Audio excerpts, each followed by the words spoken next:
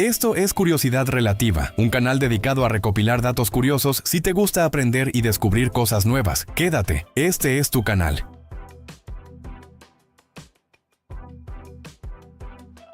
¿Alguna vez te has preguntado qué hacía que las estrellas del cine mudo brillaran detrás de esas máscaras blancas y miradas tan profundas que parecían atravesar la pantalla?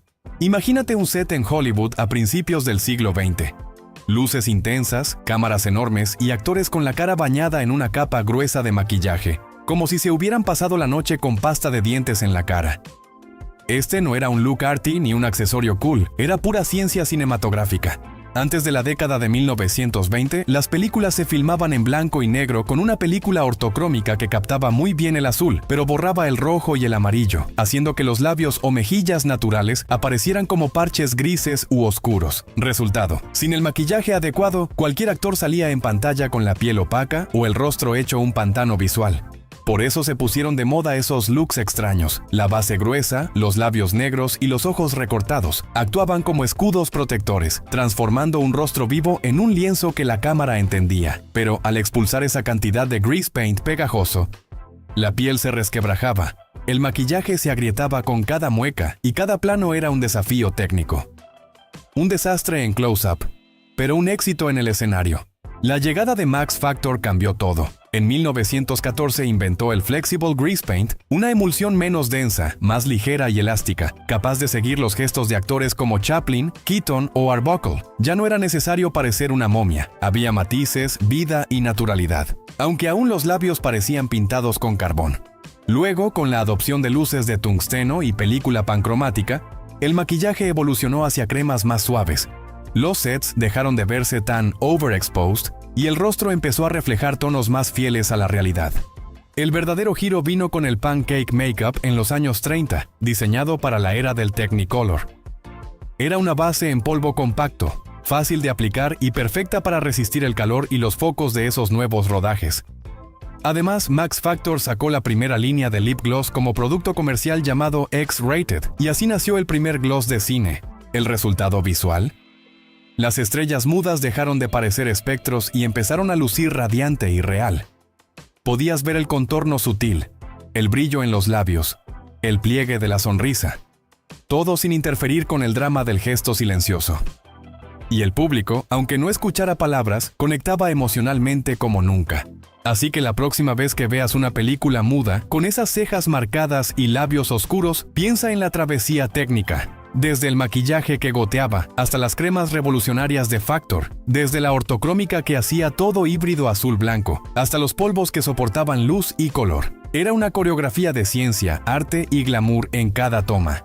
Entonces, dime, por delante de esas miradas mudas e hipnóticas, ¿podrías aceptar que detrás había siglos de experimentación, tecnología y un pebetero de grease paint transformador? ¿Alguna vez te has imaginado caminar por un bosque donde los árboles son tan altos que no puedes ver dónde terminan, como si fueran columnas de un templo construido por gigantes? Pues te voy a contar algo que parece sacado de una película de fantasía, pero es tan real como el oxígeno que respiras. En California vive un coloso verde llamado Hyperion, el árbol más alto del planeta. No exagero. Este titán vegetal mide nada menos que 115.85 metros. Para que te hagas una idea, eso es más alto que la Estatua de la Libertad. Y aún te sobran metros. Fue descubierto en 2006 por dos tipos llamados Chris Atkins y Michael Taylor, que seguramente no pensaban toparse con una torre natural en medio del Parque Nacional Redwood. Y lo más curioso, nadie puede saber exactamente dónde está. Sí, en serio. Su ubicación se mantiene en secreto, como si fuera una celebridad verde con guardaespaldas, para evitar que el turismo masivo lo dañe. Imagínate qué tan especial debe ser un árbol para que oculten su paradero como si fuera una joya escondida.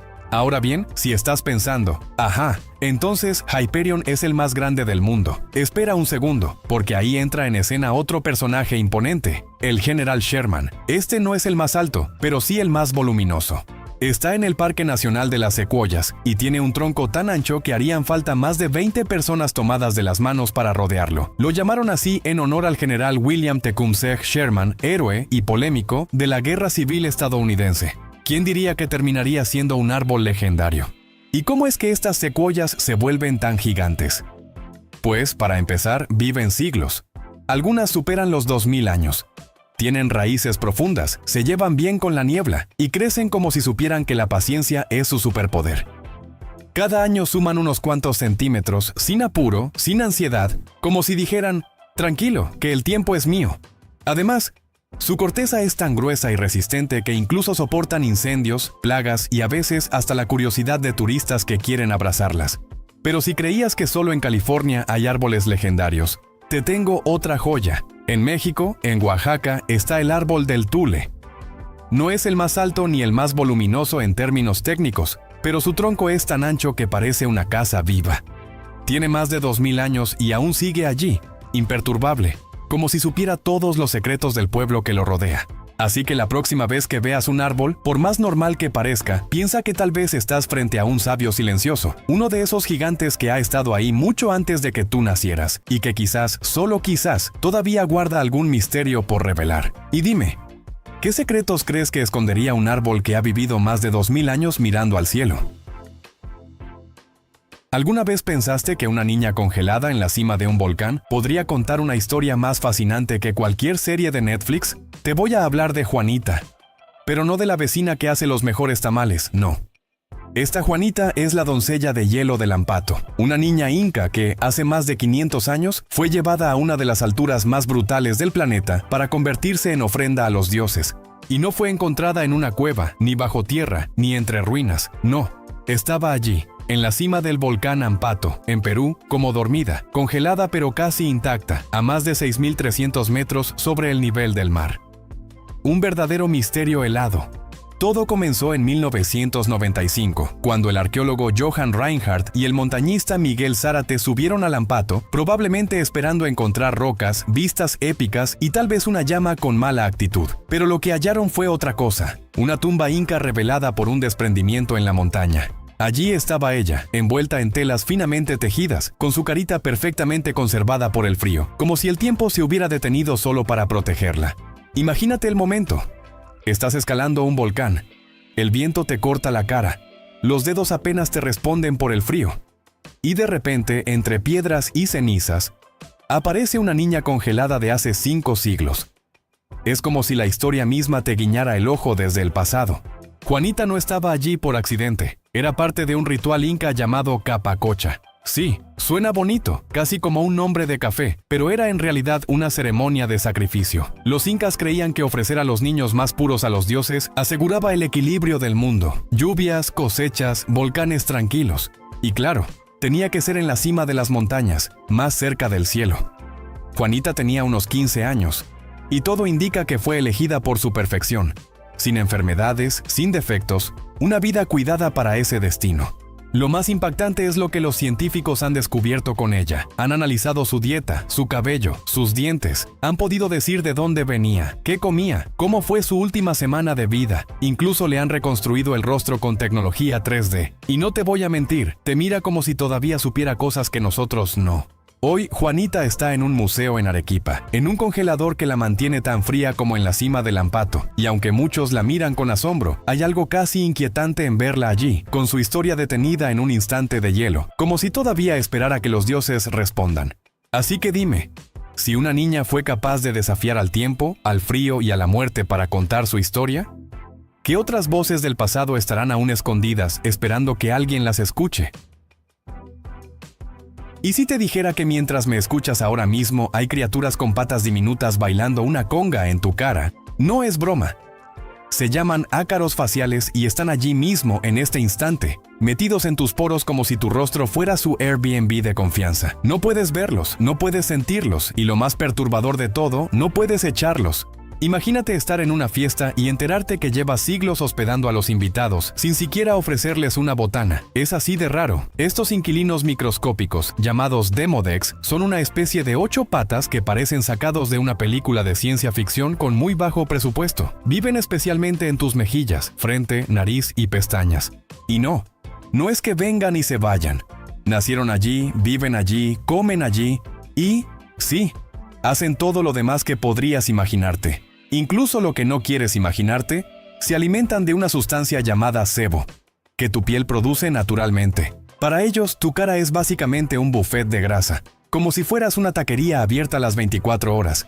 Y aunque suena asqueroso, en realidad es una relación más común de lo que crees.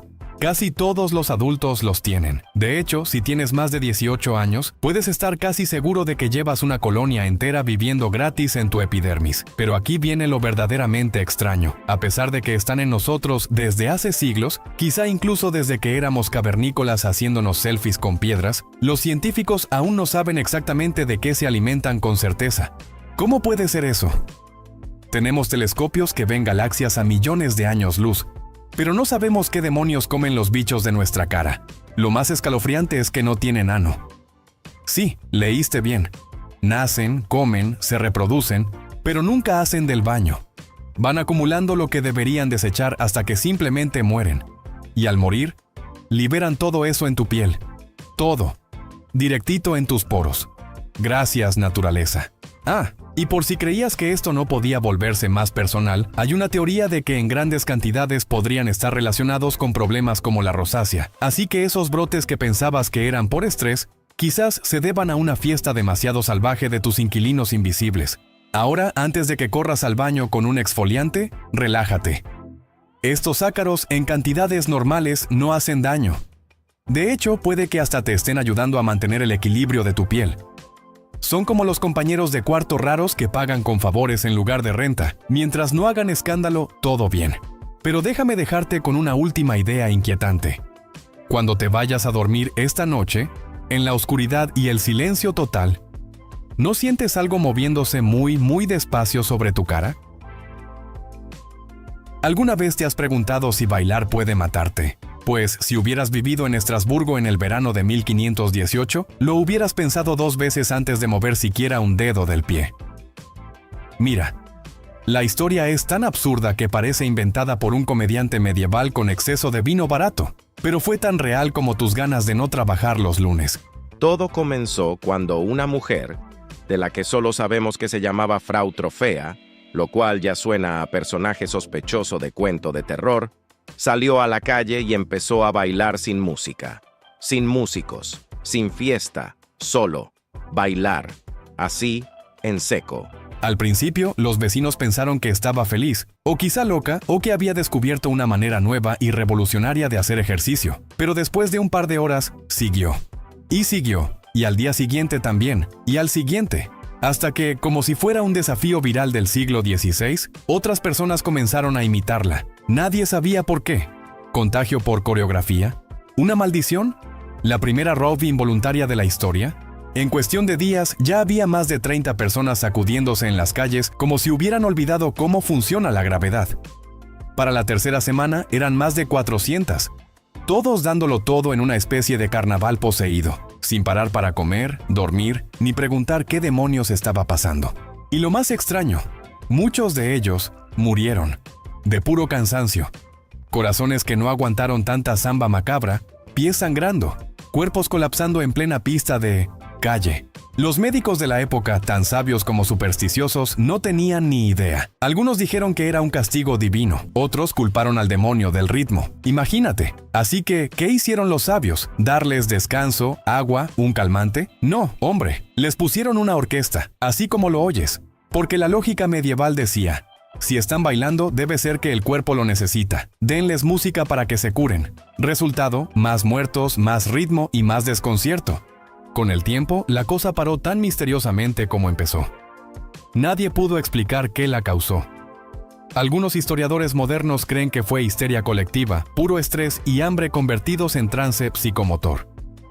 Otros dicen que fue culpa de un hongo, el cornezuelo, que crece en el centeno y causa alucinaciones, como un LSD medieval, pero sin los unicornios ni la música de Pink Floyd. O quizá fue todo eso junto, hambre, locura, religión y un verano especialmente intenso.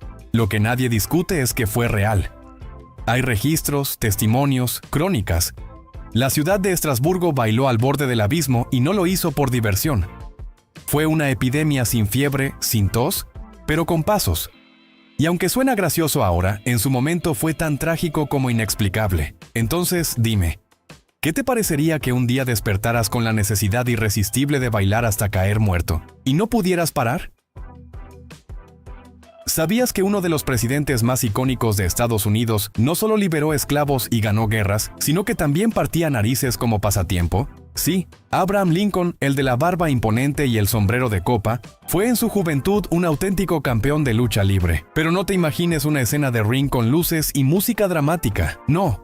Estamos hablando del Illinois de la década de 1830, donde los hombres resolvían sus diferencias en campos de barro, con gritos de apuesto y con puñados de polvo volando en el aire. En ese escenario salvaje, el joven Lincoln era una especie de leyenda. Tenía 21 años, medía casi 2 metros y, según se dice, podía levantar a un hombre como si fuera un saco de papas.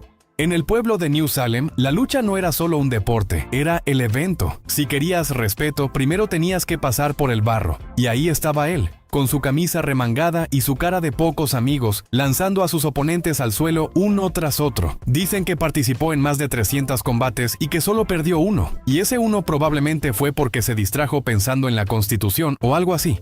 Una de las anécdotas más famosas ocurrió cuando Lincoln se enfrentó al líder de una banda local conocida como los Clary's Grove Boys, una pandilla de jóvenes que no se andaban con juegos. El cabecilla era un tal Jack Armstrong, musculoso y orgulloso. Alguien pensó que sería divertido verlos pelear, y así se organizó el duelo del siglo, versión 1831. Al principio, Lincoln fue sacudido un poco. Armstrong sabía moverse, pero cuando Lincoln se hartó, lo levantó y lo sacudió como si fuera un espantapájaros desobediente. No solo ganó el respeto del grupo, Armstrong terminó siendo su amigo. Y no creas que esto fue solo un capítulo pintoresco en su juventud. Su fama de luchador lo acompañó durante toda su vida. En una época en la que los políticos necesitaban mostrar fuerza literal y no solo discurso, la reputación de Lincoln como hombre fuerte y justo lo convirtió en una figura popular. No era solo un abogado con ideas, era alguien que podía debatir contigo, o tirarte al suelo si no lo entendías. Tanto marcó esto su legado que, más de un siglo después, el Salón de la Fama de la Lucha Libre lo incluyó en su lista. Un presidente que luchaba cuerpo a cuerpo antes de luchar con palabras. Un hombre que dominó el arte de derribar rivales tanto en la arena como en el Congreso. Así que, la próxima vez que pienses en Abraham Lincoln, imagínatelo con las botas llenas de barro, los puños listos y esa mirada que decía, mejor escúchame, o te abrazo al piso. Ahora dime, ¿qué otros secretos históricos están escondidos bajo los sombreros de copa? ¿Alguna vez te has preguntado si existe alguien que viva exclusivamente para romper récords, como si el Guinness fuera su lista de compras semanales? Pues déjame contarte de Ashrita Furman, el hombre que podría romper un récord Guinness mientras te lo cuenta saltando sobre un pogo stick, bajo el agua y comiendo uvas con los pies. Suena exagerado, ¿verdad? Pues no lo es. Este tipo ha establecido más de 600 récords oficiales desde 1979 y actualmente mantiene más de 200 vigentes. Eso le da el título del ser humano con más récords Guinness al mismo tiempo. Sí, tiene el récord de tener más récords, un meta-récord.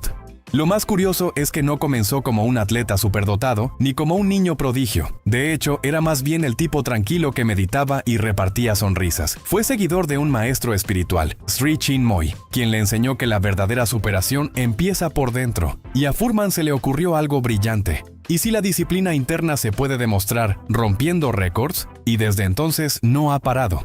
Pero no esperes hazañas tradicionales. Él no busca correr maratones en tiempo récord. Él quiere correr 1 milla, dentro de un saco. ¿Que ya lo hizo? Bueno, pues lo hizo en Mongolia, acompañado de un yak. ¿Y qué tal encender más de 400 velas en un pastel en menos de 1 minuto? También.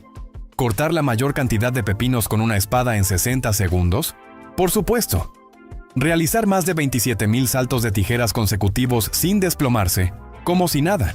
Y lo más gracioso es que, aunque muchos lo miran como una rareza ambulante, Ashrita no lo hace por dinero, ni por fama, ni por tener la casa tapizada de diplomas, aunque seguramente podría empapelar un estadio con ellos. Lo hace por placer, por la emoción del reto, por la sensación de vencer al aburrimiento con creatividad y sudor, porque para él, cada récord es una forma de meditación activa, una prueba de que la mente, el cuerpo y la voluntad pueden trabajar juntos, incluso si lo que estás haciendo es saltar sobre una pelota de yoga mientras recitas trabalenguas. La vida de Ashrita es una especie de película escrita por un niño hiperactivo con una libreta mágica de posibilidades infinitas. No hay reto demasiado tonto. No hay idea demasiado loca. Lo único que necesita es que sea difícil y divertido. Y eso es lo más inspirador. Su ejemplo demuestra que no hay metas ridículas cuando se persiguen con pasión.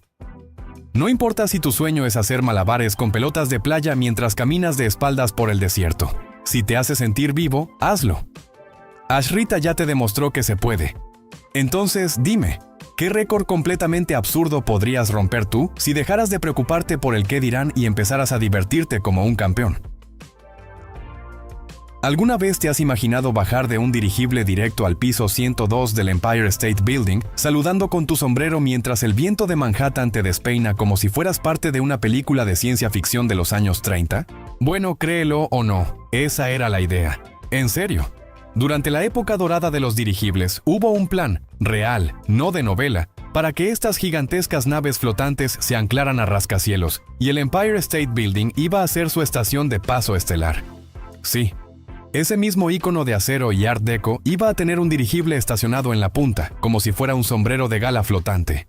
La idea fue impulsada con entusiasmo, especialmente por la Armada de los Estados Unidos. Pensaban usar los dirigibles no solo para cruzar océanos con estilo, sino para patrullar los mares y explorar desde el cielo. Querían que el Empire State fuera como un puerto aéreo vertical. Imagina a los neoyorquinos mirando hacia arriba, viendo a los pasajeros descendiendo con maletines desde el cielo, como si fueran viajeros del futuro o del circo. Y para alimentar el sueño, incluso se publicó una famosa foto del dirigible anclado al Empire State. Todos dijeron, ¡wow! ¡Lo lograron! Pero, sorpresa, era fake news avant la lettre. Una manipulación fotográfica, revelada años después, como quien se entera que Santa Claus no tiene licencia de piloto. Lo más que se logró fue que un dirigible de la Armada volara cerca del mástil para una foto, sin tocarlo. Porque, spoiler, el viento ahí arriba es una locura. Técnicamente, el edificio no fue diseñado para sostener el peso ni las tensiones de un dirigible anclado. Y luego estaba ese pequeño detalle llamado el Hindenburg, cuando explotó en 1937, en un infierno flotante que fue transmitido en vivo. El romance del público con los dirigibles murió más rápido que una cita que empieza con «Me gustan los reptiles, ¿a ti también?». La combinación fue letal. Vientos impredecibles, estructura inadecuada y dirigibles que usaban hidrógeno, ese gas que arde con el entusiasmo de una parrillada en julio. Además, los aviones empezaron a ganar velocidad, potencia y, sobre todo, confianza del público. ¿Para qué viajar a paso de tortuga aérea si podías volar con alas de metal y llegar antes de que se enfríe el café? Y aunque el sueño murió entonces, nunca desapareció del todo. Hoy hay un susurro de regreso, con proyectos como el Airlander 10, un dirigible moderno que parece cruzado entre un avión y un globo de cumpleaños con esteroides. Incluso hay ideas para transportar carga con dirigibles gigantes como el Airlander 50. Pero ojo, ninguno planea estacionarse en un rascacielos, al menos no por ahora. Así que la próxima vez que mires el Empire State, imagina por un segundo un dirigible flotando en la punta, como un visitante elegante de otra era, esperando que alguien lo reciba con champán. ¿Y si te dijera que aún hay gente trabajando para que eso ocurra algún día? ¿Te imaginas pagar más por un pez que por una casa en la playa con vista al mar y mayordomo incluido? Pues prepárate, porque hay personas que no solo lo imaginan, lo hacen. Y no estamos hablando de un atún azul en subasta japonesa, ni de un pez globo cocinado con precisión milimétrica. No. Estamos hablando de pequeños nadadores de lujo que viven en acuarios y que cuestan lo mismo que un Lamborghini, o incluso más, como la Platinum Arowana, el James Bond de los acuarios, blanco como la porcelana, con escamas brillantes como perlas de plutonio y una mirada que dice, sí, soy más caro que tu hipoteca. Uno de estos bichos fue vendido por la increíble, absurda, casi ofensiva cifra de $1.8 millones. ¿Un pez? ¿En serio? Sí, en serio. Y no hace trucos ni cocina arroz, solo nada con elegancia imperial. Pero la arowana no está sola en la lista VIP de las peceras. Los koi japoneses también juegan en las grandes ligas. No hablo del pez que ves en la fuente del centro comercial flotando con cara de «échame más pan». Hablo de koi criados por generaciones, con líneas de sangre más documentadas que la realeza británica. Algunos tienen colores tan perfectos y patrones tan simétricos que parecen diseñados por inteligencia artificial con complejo de artista. En una subasta reciente, un koi se vendió por más de $1 millón y ni siquiera brillaba en la oscuridad. ¿Y por qué cuestan tanto estos peces? Bueno, ahí entra la ciencia del lujo acuático. Rareza, color, simetría, estado de salud y algo que no se puede comprar ni criar: estatus.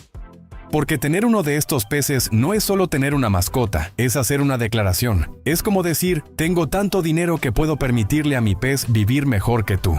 Y no creas que todo esto ocurre en castillos japoneses o mansiones de Dubái. Hay criadores que han convertido esta pasión en un negocio serio. Gente que analiza escamas como quien estudia diamantes, que cría generaciones de peces para lograr ese tono exacto de naranja. Esa mancha en forma de media luna. Esa cola que parece pintada con pincel fino.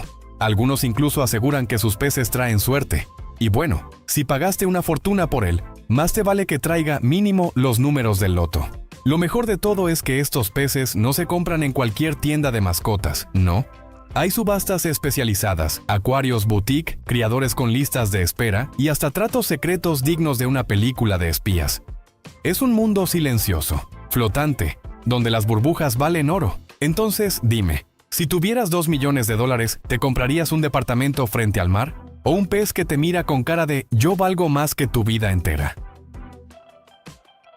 ¿Alguna vez has escuchado de un ciervo con colmillos que parecen salidos de una novela de Drácula? No es broma, te juro que existe, y no es parte de una historia de terror ni una invención de internet. Se llama Hydropotes inermis, aunque todos lo conocen como el ciervo vampiro. Sí, ciervo vampiro. Ya el nombre da para pensar que se pasea de noche con capa negra, buscando venas jugosas. Pero calma, que no chupa sangre. Lo que sí hace es dejar a más de uno con la mandíbula desencajada de la sorpresa cuando abre la boca y muestra esos colmillos largos y afilados que le cuelgan como si se le hubieran olvidado los brackets. La primera vez que vi uno en una foto pensé que era un montaje. Te lo juro. Pequeñito, orejitas suaves, cara de no rompo un plato. Y ¡zas! 2 colmillos dignos de Nosferatu. No mide más de 1 metro de largo y apenas unos 50 centímetros de alto. Pero no te confíes. Cuando llega la temporada de apareamiento, estos peluches con colmillos se ponen bravos. Los machos se enfrentan como si fueran espadachines medievales, usando sus colmillos para rasguñar, intimidar y decir, aquí mando yo. Imagínate una pelea de ositos vampiros en el barro, hermoso y aterrador a la vez. Y como si no fuera suficiente con tener colmillos de villano, el ciervo vampiro también tiene una especie de balido que suena como llanto de bebé. Sí, un llanto. Si lo escuchas en medio del bosque por la noche, lo más probable es que salgas corriendo pensando que atraparon al hijo del demonio. Pero no, es solo un ciervo buscando novia, o diciendo, ¡hey, aquí estoy! Eso sí, a pesar de lo exóticos que son, están en peligro en varias regiones. Entre la caza furtiva, la pérdida de hábitat y algunas creencias populares que aseguran que su carne y su leche son medicinales. Spoiler, no lo son, cada vez es más raro verlos en libertad. Y eso que en el siglo XIX los ingleses se los llevaron a su tierra y los criaron como mascotas exóticas. Porque claro, ¿quién no querría un ciervo vampiro paseando por el jardín? Lo más curioso de todo es que no es el único ciervo con rarezas. Está el muntjac, que ladra como un perro cuando se asusta. Imagínate el susto que te pega si lo ves de noche. Y el ciervo copetudo, con un mechón tan elegante que parece estrella de K-pop, combinado con unos colmillos de cazador prehistórico. Todo esto me hace pensar que los ciervos tienen una vida secreta que nosotros apenas comenzamos a entender. No son solo esos animalitos de mirada tierna que pastan en los cuentos navideños. Algunos son guerreros, otros son músicos del bosque y unos cuantos, bueno, parecen sacados de un club de criaturas góticas. Entonces dime, ¿y si los verdaderos vampiros no vuelan ni duermen en ataúdes, sino que pastan tranquilamente junto al río con cara de inocentes?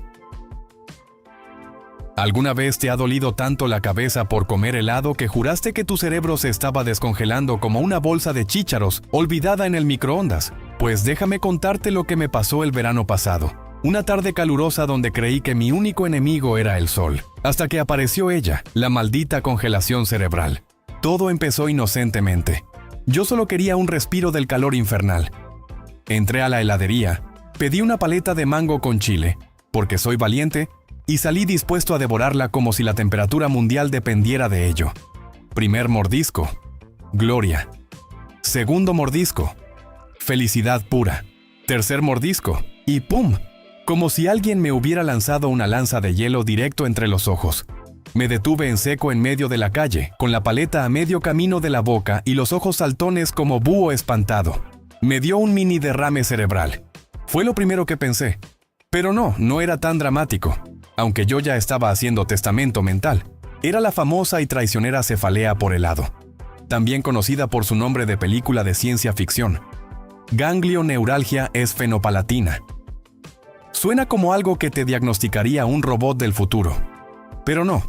Es lo que pasa cuando te tragas algo muy frío muy rápido y tu cerebro entra en pánico, como diciendo, ¿qué rayos está pasando allá arriba?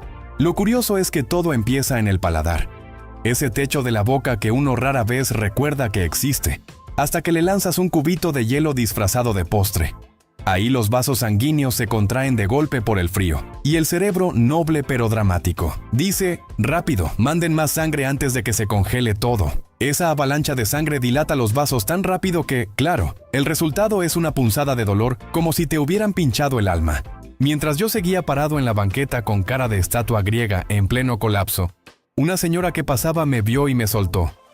Helado muy rápido, ¿verdad? Le asentí con dignidad herida, y ella, como sabia abuela mística, me dijo, ponga la lengua en el paladar y respire por la nariz, mijo. Lo hice, y aunque no me convertí en maestro zen de inmediato, en unos segundos el dolor comenzó a ceder como si el cerebro dijera, ok, todo está bien, no vamos a morir esta vez. Desde entonces aprendí la lección. Nunca subestimes al helado, y por si acaso siempre tengo a mano la técnica ancestral de la lengua en el paladar, como un ninja del verano. Así que ya sabes, la próxima vez que el antojo te gane y sientas que el cerebro se te congela, ¿será que en realidad tu cuerpo está salvándote de una mini tormenta interna digna de un thriller neurológico? ¿Alguna vez te has preguntado por qué, cuando cierras los ojos, no ves un negro profundo, sino un gris extraño que casi parece tener vida propia? Pues déjenme contarles algo que me pasó una noche de esas en las que uno no puede dormir y el cerebro decide tener su propia fiesta de pensamientos raros. Estaba acostado, con la luz apagada, ojos cerrados, intentando dormir como una persona normal, cuando de pronto me di cuenta de que no estaba viendo negro. No, señores, era un gris vibrante, casi como humo o niebla. No tenía forma, pero tampoco era vacío. Y ahí fue cuando mi cabeza dijo, esto no puede ser solo oscuridad. ¿Qué demonios es esto? Me levanté como loco. Prendí el celular y busqué algo como, ¿por qué no veo negro cuando cierro los ojos? Y ¡pum! Ahí apareció. Eigengrau. Suena a hechizo alemán, ¿verdad? Tipo, Eigengrau, sal de esta dimensión. Pero no. Es un término científico real que significa gris propio o gris intrínseco. Fue acuñado por Gustav Fechner, un filósofo y psicólogo del siglo XIX, que aparentemente también pasaba demasiadas noches despierto mirando el interior de sus párpados. Resulta que el Eigengrau es como el fondo predeterminado del sistema operativo de nuestros ojos. Verán, incluso cuando no hay luz, nuestros ojos no se apagan por completo. Los conos y bastones, esas células que detectan la luz, siguen mandando señales eléctricas porque, bueno, son hiperactivos. Y como no hay información clara del exterior, el cerebro interpreta ese desorden como un gris oscuro, como si dijera, no tengo ni idea de qué está pasando, así que toma este fondo gris hasta que llegue algo más interesante. ¿Y saben qué es más loco?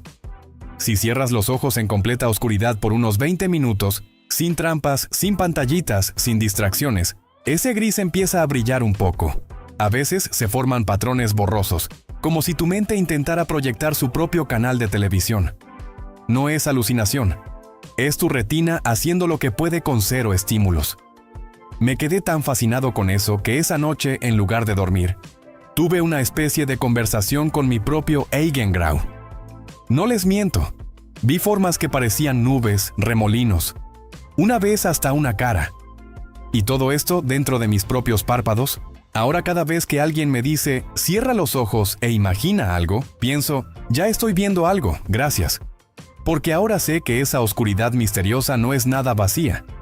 Es un recordatorio de que incluso cuando creemos no estar viendo nada, seguimos viendo algo. Una especie de eco visual del universo que llevamos en la cabeza. Así que dime, ¿realmente alguna vez hemos visto la verdadera oscuridad?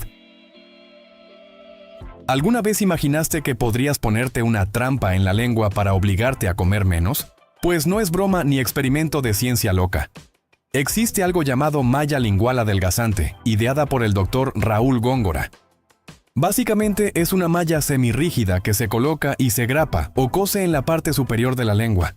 Y sí, El procedimiento es real. Se hace con anestesia local, dura unos 20 minutos y promete ayudarte a perder peso de manera drástica, siempre y cuando aceptes tener ese obstáculo al comer. La idea es ingeniosa en lo retorcido. La malla limita tu capacidad de masticar, obligándote a una dieta líquida o puré. Además, al estar pegada a las papilas gustativas, reduce la ansiedad y el hambre. ¿El resultado? Se reportan pérdidas de 200 a 300 gramos por día, lo que se traduce en 6 a 20 kilos al mes. Es simple, sin comida sólida, sin tentaciones, sin pausas para saborear. Tu lengua casi no puede moverte y cada bocado se convierte en un desafío. Bonita manera de forzar hábitos o de torturarse. Pero claro, no todo es glamour. En México y España encendieron las alarmas sanitarias. Las autoridades de salud, como la COFEPRIS, señalaron que esto no sigue protocolos médicos, que es potencialmente peligroso, causa dolor al comer, puede llevar a desnutrición, anemia, mareos e incluso hospitalizaciones. No es una cirugía estética ni un bypass disfrazado, sino un bypass impuesto a tu capacidad de masticar. Hay riesgo de infección, problemas para hablar y la malla requiere cuidados constantes. Y lo peor, muchos de los médicos que lo ofrecen no tienen permisos para hacerlo. Recuerda, si metes la palabra lengua en Google con adelgazar, aparece más de una clínica clandestina ofreciendo esta solución milagrosa. Eso genera un debate tremendo. Por un lado está la necesidad real de combatir la obesidad y los métodos que no funcionan. Por el otro, te ofrecen una intervención sin control, sin estudios rigurosos, cuyas promesas parecen sacadas de un pitch de venta de aspiradoras que también te blanquean los dientes. Sí, suena exagerado, pero esa es la realidad. Me intriga cómo se elabora un dispositivo tan sencillo pero lleno de implicaciones. 4 a 6 puntos de sutura, anestesia local, una lengua medio inmovilizada y el pronóstico de ahora solo puedes beber o comer purés. Todo con la promesa de un cambio drástico en pocos meses. No verás fast food, sino purecito de verduras, y dolor cada vez que trates de pronunciar la R o la G. Así que la próxima vez que escuches que alguien bajó kilos sin esfuerzo, pregúntate, ¿vale la pena forzar el cuerpo a ese nivel? ¿O el verdadero camino está en la disciplina y el cuidado sin trampas extremas? ¿Y tú? ¿Te pondrías una malla en la lengua si supieras que podrías perder 15 kilos en un mes? Pero tendrías que renunciar a hablar, comer sólido y vivir con dolor cada vez que pronuncias tu nombre.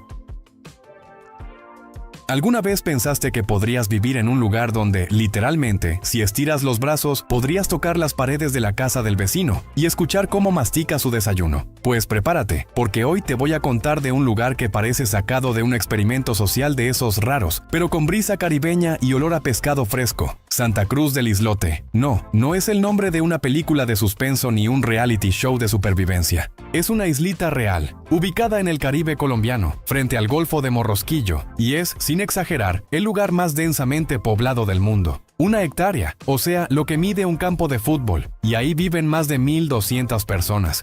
Imagínatelo, casas pegaditas como fichas de dominó, callecitas que no son más anchas que una zancada, niños jugando encima de tejados, y gallinas que, con un mal salto, ya están en la sala de otra familia. Es como si alguien hubiese dicho, a ver cuántas personas caben en 1 metro cuadrado antes de que explote la isla.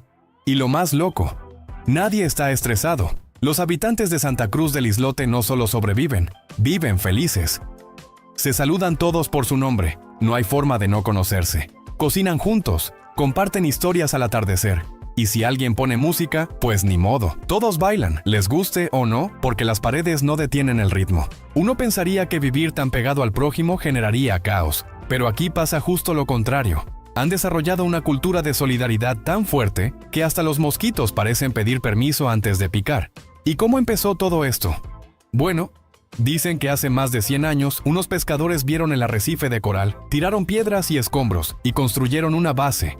Y ahí, poquito a poquito, fueron levantando casas, más casas, y cuando no hubo más suelo, subieron pisos. Algunos hasta tienen techos convertidos en patios comunales. Es como un Tetris humano tropical. Pero no todo es piña colada y atardeceres. No hay hospital, el agua potable llega en barcos, y la escuela tiene más niños que pupitres. Aún así, los isleños dicen que no cambiarían su islote por ningún otro lugar del mundo. ¿Y saben qué es lo más bonito? Que Santa Cruz del Islote se ha convertido en símbolo de resistencia, de armonía con el medio ambiente y de lo que significa realmente vivir en comunidad. ¿Turismo? Claro. Hay visitantes que llegan solo para ver con sus propios ojos cómo demonios es posible vivir tan juntos y no volverse locos. Se van impresionados por la tranquilidad, por la alegría que se respira y por la vista al mar que, literalmente, tienen todos los habitantes. Así que la próxima vez que sientas que tu vecino hace mucho ruido, piensa, ¿serías capaz de vivir feliz compartiendo 10 metros cuadrados con el resto del mundo? Si ese mundo también supiera cómo vivir contigo. ¿Alguna vez has visto fuego en el cielo y no había ni tormenta, ni dragones, ni ovnis, ni fuegos artificiales? Yo sí, y no. No estaba soñando ni me había comido unos tacos muy picantes con mezcal. Era mediodía, hacía calor y estaba tirado en el pasto con unos amigos, cuando de repente Sofía, que siempre está mirando al cielo como si esperara señales del universo, dijo, «¡Miren eso!». Levanté la cabeza sin muchas ganas, pensando que sería una nube con forma de unicornio o algo igual de decepcionante, pero ahí estaba, una llamarada en el cielo. No era una llamarada cualquiera. Era como si alguien hubiera pintado con fuego el aire. Un arco grueso, de colores vivos, ardientes, como si el arco iris hubiera decidido prenderse en llamas. Nos quedamos todos callados. Raro, porque ni el silencio suele sobrevivir cuando estamos juntos. Yo solté un «¿Eso está bien? ¿Deberíamos correr?», y Pedro, con su sabiduría de TikTok y Wikipedia, dijo muy tranquilo, «Ah, es un arco iris de fuego, se llama arco circunhorizontal». Lo miramos como si hubiera hablado en Klingon. Pero sí, tenía razón. Resulta que ese espectáculo alucinante ocurre cuando el sol está en un ángulo altísimo, como a 58 grados o más sobre el horizonte, y la luz atraviesa cristales de hielo en nubes cirrus que flotan allá arriba, como a 8 kilómetros de altura. Los cristales tienen forma hexagonal, como pequeñas plaquitas de vidrio, y eso hace que la luz se refracte y se disperse en colores, pero no como un arco iris normal de gotas de lluvia. No, esto se ve más espeso, más brillante, más salvaje. Es como si el cielo dijera, «Ya me aburrí de ser azul, hoy quiero hacer performance». Y claro, no dura mucho. Los cristales se mueven, el sol también, y el fenómeno desaparece en un abrir y cerrar de ojos, literal. Tan rápido como llegó, se va, como un artista callejero que no espera aplausos. Ese día no sacamos el celular a tiempo. Fue tan inesperado y tan irreal que preferimos quedarnos mirándolo sin parpadear. Después lo buscamos en Google, porque Pedro, con todo y su seguridad, tampoco sabía mucho más. Y aprendimos que ese arco iris de fuego no tiene nada que ver con fuego real. Solo parece una llama suspendida, encendida por la física y los cristales de hielo. Poético, ¿no? Un incendio de luz sin humo ni calor. Desde entonces, cada vez que el cielo se despeja y el sol está arriba, nos quedamos un rato mirando hacia arriba como turistas del universo. Nunca más lo volvimos a ver, pero no importa. Esa imagen se nos quedó grabada, como un secreto que el cielo nos mostró solo una vez. Y ahora yo me pregunto, si el cielo puede prenderse en fuego con solo un poco de hielo y luz, ¿qué otras maravillas estarán esperando allá arriba? Listas para sorprendernos cuando menos lo esperemos. ¿Alguna vez te has arrepentido tanto de algo que desearías que tu sistema inmunológico lo eliminara por ti? Bueno, eso exactamente me pasó. Con un tatuaje, déjame contarte. Fue en Cancún, calorón, playa, mezcal y la brillante idea de hacerme un tatuaje con la frase «libre como el viento» en la espalda, en cursiva, en griego. Mal escrito. Sí, amigos, en vez de libertad, terminé con algo que en realidad decía queso templado, o algo peor, según Google Traductor. Pero lo peor no fue el significado, era el tamaño.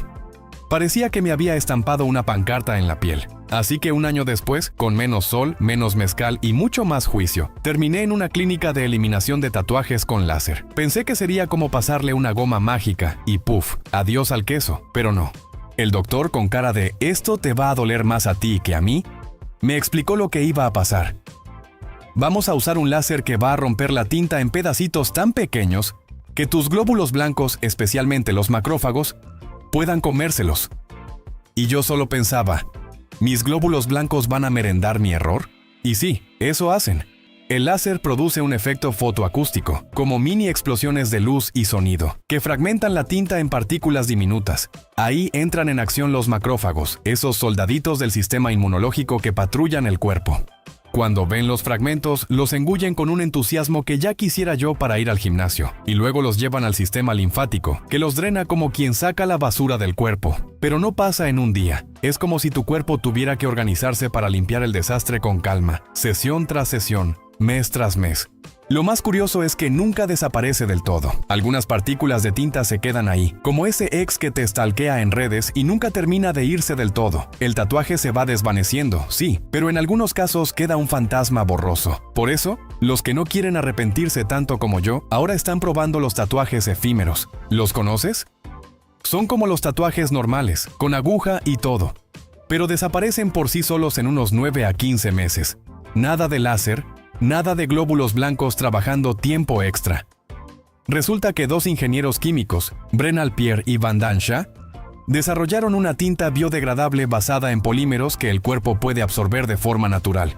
O sea, el tatuaje se va solito, sin drama, sin clínicas, sin macrófagos en huelga, y todo porque un tipo llamado Josh Sakai quería un tatuaje, pero no quería casarse con la idea. El compromiso no era lo suyo, así que inventó una forma de amar algo por un rato y dejarlo ir sin cicatrices. Como una relación de verano, pero sin necesidad de borrar el nombre después. Así que ahora yo me pregunto, si ya podemos tener tatuajes que desaparecen solos, ¿qué más podríamos hacer que nos permita equivocarnos sin tener que explicárselo al láser después? ¿Alguna vez pensaste que el barco más valiente de la Armada de los Estados Unidos mide menos que una camioneta y tiene nombre de castor con complejo de superhéroe? Te presento al Booming Beaver. Sí, así se llama. No es una broma, aunque suena como apodo de luchador retirado o de banda de rock sureña. Es, de hecho, el barco más pequeño de toda la Armada gringa. ¿Cuánto mide? Unos escasos 5.8 metros, es decir, podrías estacionarlo al lado de tu auto y apenas ocuparía un poco más que una camioneta pick-up. Pero no te dejes engañar por su tamaño. Este diminuto guerrero tiene un trabajo que requiere precisión, fuerza y carácter. Vamos, como esos tipos bajitos que nadie se atreve a molestar. Verás, el Booming Beaver no dispara misiles ni persigue submarinos enemigos. No. Su misión es otra, más oculta pero igual de importante. Desplegar y mover barreras de seguridad alrededor de buques enormes, como si fuera el portero discreto que organiza las vallas antes de que llegue el presidente. Un portaaviones quiere entrar al puerto. Pues allá va el Booming Beaver moviendo barreras submarinas, asegurándose de que ningún intruso, ni humano ni pez chismoso, se acerque sin permiso. Lo curioso es que este barquito no nació para proteger a los grandes. No, señor. Originalmente los Booming Beavers eran usados por la industria maderera. Su trabajo consistía en mover troncos gigantes que flotaban en los ríos. Imagínatelos ahí, empujando troncos como quien juega billar con árboles. Luego, algún genio en la Armada dijo, «Oigan, ¿y si usamos uno de estos para el puerto?» Y así el castorcito fue reclutado, sin entrenamiento militar, sin uniforme, pero con una voluntad de acero inoxidable. Hoy en día hay unos 10 Booming Beavers en servicio. Están por ahí en lugares como San Diego, Kitsap Bangor y cerca del USS Constitution. Si vas a la base de Point Loma, tal vez lo veas trabajando, concentrado, serio, con esa forma amorfa en L que lo hace parecer un Lego mal ensamblado, pero en movimiento. Solo caben 3 personas a bordo, pero eso no impide que se mueva con decisión, como quien sabe que el tamaño no define la grandeza. Y claro, con ese nombre tan peculiar, el Booming Beaver se ha ganado el cariño de todos. Es como la mascota no oficial de la Armada. Un poco ridículo, completamente funcional y secretamente admirado. Porque todos saben que, sin él, esos monstruos flotantes no estarían tan seguros. Así que la próxima vez que veas un gran portaaviones atravesando un puerto con elegancia y seguridad, recuerda que detrás de ese despliegue hay un barquito pequeño, terco y valiente, moviendo barreras como quien cuida el castillo con un palo en la mano y mucha actitud. Y dime, ¿quién hubiera imaginado que el castor más ruidoso de la flota naval iba a ser también su héroe más pequeño? ¿Alguna vez has visto una criatura tan hermosa que parece sacada de un cuento de hadas, pero que en realidad podría dejarte la piel ardiendo si la tocas? Déjame contarte algo que te va a parecer ciencia ficción, pero pasó en pleno Cancún. Resulta que en 2012, un biólogo llamado Gerardo Aispuro andaba caminando por un manglar cuando se topó con algo que lo dejó sin palabras. Una oruga que parecía hecha de cristal. Sí, cristal. No era ni verde, ni peluda, ni con cara de alien. Era semitransparente, brillante, como una joya viva reptando por una hoja. Si no supieras que es real, dirías que fue diseñada por Pixar para una peli de insectos mágicos. A esta belleza la bautizaron Acraga Coa, pero la mayoría prefiere llamarla la oruga de cristal. Vive feliz en los rincones tropicales de Centroamérica. desde los manglares de Yucatán hasta las zonas húmedas de Belice, Guatemala, El Salvador y Honduras. Un club exclusivo donde la humedad es alta, las hojas abundan y las orugas fashionistas pueden lucir sus brillos sin preocuparse por el qué dirán. Ahora bien, aunque se vea como el Ferrari de las orugas, su vida no es tan distinta de las demás. Se pasa los días comiendo hojas como si fueran buffet libre y esperando pacientemente el momento de transformarse en mariposa. Nada de redes sociales ni dramas existenciales. Come, crece, se transforma. Filosofía sencilla pero efectiva. Eso sí, no te vayas a emocionar y a querer tocarla. Suena tentador, ¿no? Una oruguita brillante que parece de cristal, perfecta para una selfie. Error de novato. La mayoría de las orugas de cristal son venenosas, no tanto como para matarte, al menos no rápido, pero sí como para que te arrepientas de haberla confundido con un llavero kawaii. La naturaleza no juega cuando se trata de belleza peligrosa. Lo más loco de todo es que, a pesar de su aspecto de criatura mitológica, su comportamiento es de lo más normal. No vuela, no canta, no lanza rayos láser, solo mastica hojas y se esconde. Pero claro, ¿quién necesita hacer trucos cuando brillas como diamante bajo el sol? Es curioso cómo funciona la evolución. Mientras unas orugas se disfrazan de ramitas para no ser comidas, la acrágacoa parece gritar ¡mírame! Y aún así sobrevive. Quizás es su manera de decir soy tan tóxica que ni te atrevas. Y funciona. Porque ¿quién se arriesgaría a comer algo que parece hecho de vidrio encantado? Así que ya sabes, si alguna vez estás por los manglares de Cancún y ves algo resplandeciente entre las hojas, no es tu imaginación ni un duende del Caribe. Probablemente sea una oruga de cristal. Solo mírala, admírala y déjala en paz. Y dime, ¿no es un poco inquietante que algo tan bonito esté diseñado para advertirte? ¿Ni se te ocurra tocarme? ¿Te imaginas sostener en tus manos algo tan pequeño como un grano de arena, pero tan valioso que podrías cambiar tu vida para siempre? ¿O destruir medio barrio con solo tocarlo? Pues así de loca es la historia de la antimateria. No es cosa de películas de ciencia ficción. Aunque sí, Tom Hanks trató de evitar que el Vaticano volara por los aires por culpa de una de estas en Ángeles y Demonios. Estoy hablando de una sustancia tan extraña, tan delicada y tan carísima, que con apenas 1 miligramo podrías comprarte un Ferrari, una mansión con alberca y vista al mar. Y todavía te sobra para arrancar tu propia empresa de croquetas gourmet para gatos con ansiedad. La antimateria básicamente es la gemela malvada de la materia que conoces. ¿Sabes esas partículas que forman todo lo que ves? Tú, yo, tu celular, la pizza, el sofá. Todo está hecho de protones, electrones y neutrones. Bueno, la antimateria está hecha de lo mismo pero al revés. Antielectrones, antiprotones, antipartículas que tienen la carga opuesta. Como si el universo hubiera dicho, vamos a hacer una versión espejo pero peligrosa. Y es que aquí viene lo interesante y lo terrorífico. Si esa partícula de antimateria toca una partícula normal, ¡puf!, se aniquilan mutuamente en una explosión de energía. Nada de discusiones ni segundas oportunidades. Es contacto. Y adiós. Como cuando se encuentran dos ex tóxicos en una boda.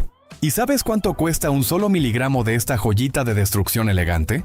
$62.500 millones. Sí, con eso podrías comprarte una isla, llenarla de alpacas entrenadas, ponerle nombre a una estrella y aún así quedarte con cambio para helado. Es literalmente la sustancia más cara del planeta. Pero no es porque alguien esté haciendo negocio en la Deep Web vendiendo antimateria por delivery. No, señor. Es porque producirla es una pesadilla. Tienes que usar aceleradores de partículas carísimos, como los del CERN en Suiza, que básicamente son pistas de carreras para átomos. Luego, cuando finalmente logras crear una antipartícula, necesitas almacenarla en condiciones ridículamente estrictas, campos magnéticos, vacío absoluto, nada de toquecitos humanos. Si se escapa, ya sabes, ¡boom! Y lo más curioso es que, a pesar de ser tan inestable, los científicos le ven un futuro brillante. Piensan que podríamos usar antimateria para propulsar naves espaciales, como si fueran cohetes de ciencia ficción de los años 50, o incluso para desarrollar baterías de energía casi infinita. Claro, siempre que podamos evitar que exploten antes de cargar el celular. Entonces, la próxima vez que escuches a alguien decir que el oro es lo más valioso del mundo, puedes soltarle con cara seria. ¿Y la antimateria qué, Porque al final del día nada dice lujo peligroso, como una sustancia que podría costar más que tu país, y desaparecerlo si la rozas. Y ahora dime, ¿quién se atrevería a guardar en el bolsillo algo tan valioso? ¿Qué podría borrarte del mapa con un simple descuido? ¿Y si te dijera que tus plantas tienen gusto musical? Mira, no me lo estoy inventando. Esto lo descubrí una tarde mientras regaba a mis pobres plantas, que parecían más deprimidas que cactus en la Antártida. Eran 3. Una suculenta medio calva, una monstera existencialista que solo sacaba hojas cuando le hablaba bonito, y una lavanda que olía más a tierra húmeda que a perfume. Ya había intentado de todo. Cambiarles la tierra, moverlas de ventana, hablarles como abuela cariñosa. Nada funcionaba. Hasta que un día, en un arranque de desesperación, y porque se me fue la mano con el vino, les puse a Mozart. Sí, Wolfgang Amadeus. Le di play a su pequeña serenata nocturna y me fui a hacer mis cosas. A los 3 días noté algo raro. La lavanda empezó a soltar aroma de nuevo. La monstera sacó una hoja nueva, en forma de corazón. Y la suculenta, bueno, seguía calva, pero al menos ya no parecía agonizante. Obviamente pensé que era coincidencia, así que hice un experimento casero. Al lado de las plantas mozartizadas, puse otras 3 nuevas, con nombres igual de dramáticos, Narcisa, Dolores y Cactus Jack, y les puse rock pesado, metal en específico, muy metal, tipo gritos guturales, guitarras desatadas, tambores que parecen terremoto. Y no es por juzgar, pero las pobres se encogieron, literalmente. Las hojas se cerraron, Cactus Jack se volvió más espinoso de lo normal, y Dolores, bueno, hizo honor a su nombre. Así empecé a investigar. Resulta que no estoy loco.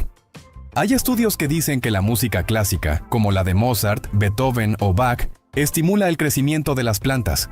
Sus melodías generan vibraciones suaves que ayudan a que absorban mejor los nutrientes, fotosinteticen como campeonas y hasta se relajen, como si estuvieran en un spa vegetal. Algunas personas también han tenido buenos resultados con jazz o música meditativa. Nada como un saxofón suave o un cuenco tibetano para que una planta diga, ahora sí, brotemos con estilo.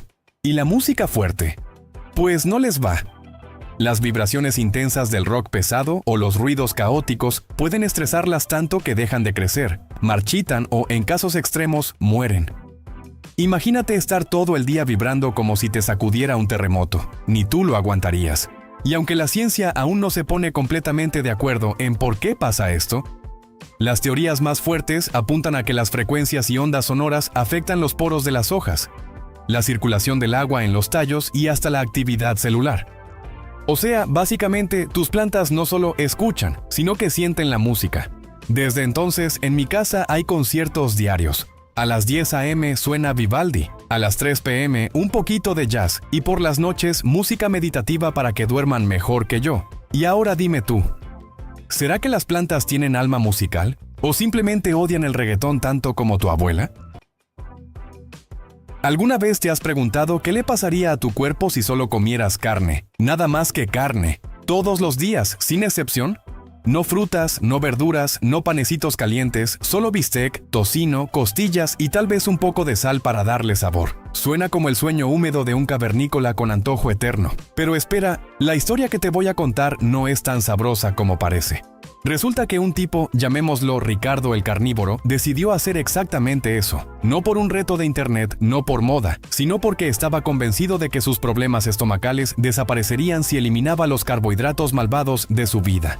Así que un buen día, tiró a la basura su despensa llena de pasta y cereal, llenó su refrigerador con carne de res, pollo, cerdo, cordero y pescado, y comenzó su vida estilo depredador de la sabana. Y al principio, oye, parecía magia. Adiós hinchazón, adiós gases, adiós esas visitas al baño donde uno reevalúa sus decisiones de vida. Ricardo se sentía como un león, fuerte, ligero y con ganas de cazar algo, o a alguien.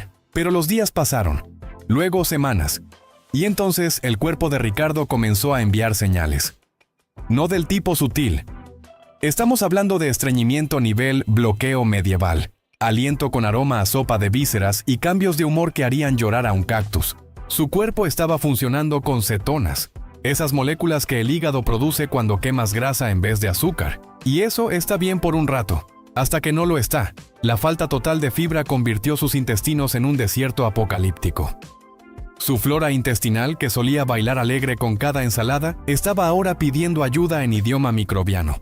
Los riñones, por otro lado, estaban trabajando como esclavos, filtrando toda esa proteína en exceso como si fueran DJs frenéticos en una fiesta sin fin, y el ácido úrico subió tanto que empezó a dolerle el dedo gordo del pie. Sí, la temida gota, esa enfermedad de reyes glotones y comelones de carne, había tocado su puerta.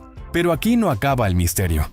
Un día, Ricardo despertó con un tic nervioso en el ojo. Probablemente estrés, pensó. Pero no. Resultó ser una deficiencia de vitamina C, esa maravilla que no abunda precisamente en una chuleta de cerdo. Sin frutas, sin verduras, el escorbuto, sí, ese que mataba piratas, empezó a asomar su fea cara. Sangrado de encías, debilidad, piel rara. Ricardo estaba a medio camino entre un náufrago y una momia. Y justo cuando pensó que lo había visto todo, vino el impacto final: análisis de sangre alarmantes, colesterol por las nubes, inflamación generalizada y un médico que lo miró como si acabara de salir de una película posapocalíptica. Si sigues así, tus arterias van a crujir antes que tu próximo filete. Así que sí, ser carnívoro extremo suena divertido si eres un dibujo animado de los Picapiedra. Pero en la vida real, el cuerpo humano necesita variedad, porque aunque la carne tiene muchas cosas buenas, proteínas, hierro, sabor irresistible, también puede convertirse en una trampa si te olvidas de lo verde, lo dulce, lo fibroso y lo cítrico. Entonces dime, ¿vale la pena convertirte en un depredador de supermercado si el precio es que tu cuerpo se convierta en un campo de batalla bioquímico? ¿Alguna vez has sentido que el chocolate te susurra al oído? No como en plan comercial cursi, sino de verdad. Como si una tableta de chocolate con almendras te mirara desde la alacena y te dijera: ven, solo un pedacito, uno nomás. Y tú sabes que eso es mentira. Nunca es solo uno. Ahí empieza el misterio. Te voy a contar lo que le pasó a mi primo Fabián, fanático del chocolate nivel experto. No comía chocolate, lo veneraba. Lo tenía en todas sus formas: barras oscuras al 90%, trufas con licor, bombones rellenos, crema de cacao para untar en todo, incluso en pan con jamón, lo juro. Y él decía que no era adicción, que era pasión gourmet. Pero había señales, muchas. Todo empezó cuando intentó dejarlo. Decía que era solo para ver si podía, una especie de experimento personal, como esos que hacen los youtubers.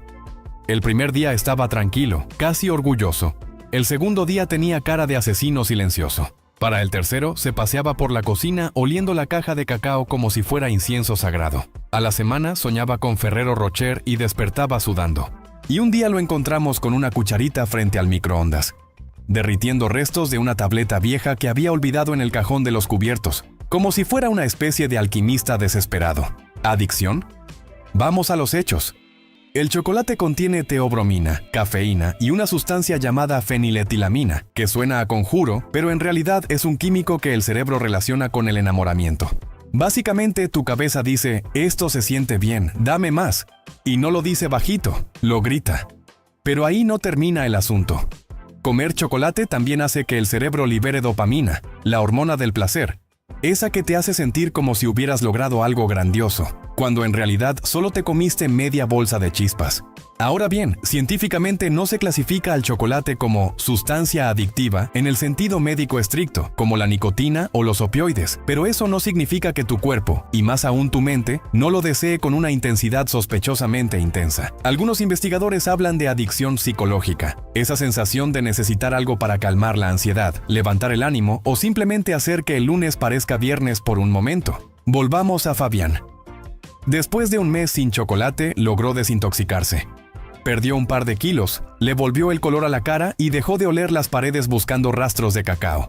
Pero luego, en una boda, alguien le ofreció un pastel con ganache. Y ahí fue, un bocado, luego otro. Y al final estaba en la mesa de postres con los ojos en blanco, como si hubiera encontrado a Dios en una mousse. ¿Recaída? Sí. ¿Se arrepintió? No. Dijo que fue espiritual. Entonces, ¿es el chocolate adictivo?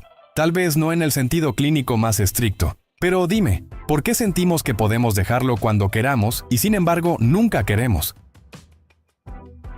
¿Te has preguntado alguna vez por qué tu cuerpo reacciona como si estuviera bajo ataque solo porque estuviste cerca de un gato, comiste un cacahuate o te cruzaste con una flor? O sea, ¿cómo es que una partícula de polen que ni ves puede hacerte estornudar como si estuvieras explotando por partes? Pues agárrate, porque lo que te voy a contar sobre las alergias es digno de una película de espías, pero dentro de tu propio cuerpo. Imagina esto. Estás en tu día tranquilo, caminando por un parque, respirando aire fresco, cuando de repente, ¡achís!, te pican los ojos, te moquea la nariz y tu garganta decide sentirse como papel de lija. ¿Qué pasó?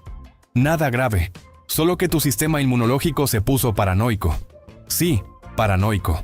Resulta que en lugar de identificar al polen, al polvo o al marisco como lo que son, cosas inofensivas, tu cuerpo los detecta como si fueran terroristas internacionales. Y no contento con eso, activa todas las alarmas internas como si hubieras tragado plutonio. Te lo explico así. Tu sistema inmune tiene unas células llamadas mastocitos, que cuando detectan algo sospechoso, aunque no sea peligroso de verdad, liberan una sustancia llamada histamina. ¿Y qué hace la histamina? Pues básicamente organiza un carnaval de síntomas: hinchazón, picazón, estornudos, sarpullido, mocos a presión y, si te va mal, dificultad para respirar. Todo esto porque, según tu cuerpo, un cacahuate es el enemigo número 1 de la nación. ¿Y cómo sabe tu cuerpo que debe reaccionar así? Ahí entra el misterio. Algunas personas nacen con la tendencia genética a tener alergias, como si su sistema inmune estuviera demasiado entusiasta por defenderlos de todo. A otras les pasa después de una exposición repetida, como si el cuerpo de repente dijera: ¿sabes qué? Hoy decidí que el camarón es peligroso, ataquen. Y ya está. Te salen ronchas del tamaño de monedas y tu lengua se quiere mudar de tu boca. Ahora bien, hay alergias leves y otras que dan miedo. La más temida se llama anafilaxia, una reacción tan violenta que te puede cerrar la garganta, bajar la presión y dejarte tirado en el suelo como si fueras una planta marchita. Por eso hay gente que anda con epinefrina en el bolsillo, lista para pincharse si accidentalmente huelen una nuez. Literalmente es vivir en un thriller médico. Y no creas que las alergias son cosa de niños o de personas delicadas. Pueden aparecer de repente en adultos que nunca habían tenido problemas. Un día amas el queso y al otro tu cuerpo decide que es veneno. Como si tu sistema inmune tuviera cambios de humor. Pero en versión drama biológico. Eso sí, la ciencia avanza. Hay pruebas, tratamientos y hasta vacunas contra algunas alergias. Pero mientras tanto, uno vive con esa sensación de que su propio cuerpo podría armar un escándalo biológico por culpa de un gato persa o una inocente galleta. Así que dime, ¿quién necesita enemigos externos si tu sistema inmunológico puede ser tu saboteador personal? ¿Te has preguntado por qué, con tanta tecnología y avances médicos, todavía no hemos encontrado la cura definitiva para el VIH y el SIDA? O sea, ya mandamos robots a Marte, imprimimos órganos en 3D, pero este virus diminuto sigue siendo como ese villano de película que siempre escapa en el último segundo. Te voy a contar por qué, y te aseguro que el asunto es tan misterioso como una serie de espionaje molecular. Todo empieza con un virus que, a simple vista, ni parece gran cosa. El VIH, virus de inmunodeficiencia humana, no viene con capa ni rayo láser, pero es un maestro del disfraz y la manipulación. Cuando entra al cuerpo, no va directo al ataque como otros virus. No, este se infiltra. Se cuela en las células del sistema inmune, específicamente en unas llamadas linfocitos T CD4, que son como los generales de tu ejército biológico. Y lo peor, no solo las invade, sino que se instala dentro de su ADN como si firmara contrato de alquiler por tiempo indefinido. Una vez que está ahí, empieza a hacer copias de sí mismo y destruye a esas células poco a poco. Mientras tanto, el sistema inmune se va quedando sin liderazgo, sin capacidad de defenderse de otras enfermedades que normalmente serían fáciles de controlar. Y cuando el cuerpo llega a cierto nivel de debilidad, aparece lo que conocemos como SIDA, síndrome de inmunodeficiencia adquirida, que no es una enfermedad en sí, sino el estado final de la infección, cuando el sistema inmunológico está tan dañado que una gripe puede volverse peligrosa, o una simple bacteria se convierte en jefa de invasión. Ahora, ¿por qué no hay cura? Aquí viene lo impactante. El VIH tiene un superpoder: muta, y muta rápido. Cada vez que se replica puede cambiar un poquito, lo que hace que el sistema inmune nunca lo reconozca del todo y que los científicos tengan que estar persiguiendo un objetivo que nunca se queda quieto. Es como intentar atrapar un camaleón hiperactivo en una fiesta de luces. Y no solo eso. Al esconderse en lo profundo del ADN de ciertas células, el virus puede volverse latente, o sea, quedarse dormido por años. Así que aunque los medicamentos actuales, los famosos antirretrovirales, logran controlar la infección y mantener el virus a raya, apenas los dejas, el virus se despierta y vuelve al ataque como si nunca se hubiera ido. Por eso se dice que el tratamiento no cura, solo controla. Pero ojo, controla muy bien. Hoy en día, una persona con VIH puede vivir décadas con buena salud si se trata bien. Aún así, los científicos no se rinden. Están probando vacunas, ediciones genéticas, anticuerpos especiales, pero hasta ahora, ese escondite del virus en el ADN sigue siendo el truco sucio que impide la victoria total. Entonces, si el VIH es tan pequeño y escurridizo, y nosotros tan grandes y listos, ¿no es raro que la batalla más difícil que enfrentamos sea contra algo que ni siquiera podemos ver a simple vista? ¿Sabías que si una abeja te baila enfrente, tal vez no esté tratando de ligar contigo, sino de contarte un secreto jugoso sobre flores llenas de néctar? Sí, un baile. Literalmente. Imagínate esto. Estás en una colmena, calientita, entre cientos de abejas zumbonas, y de pronto llega una compañera medio loca, girando, sacudiéndose el trasero y haciendo un 8 raro en el aire. ¿Qué haces? Pues, si eres abeja, te acercas, porque ese es el noticiero, el GPS y la reseña gourmet todo en uno. Las abejas tienen un sistema de comunicación tan elegante como extraño.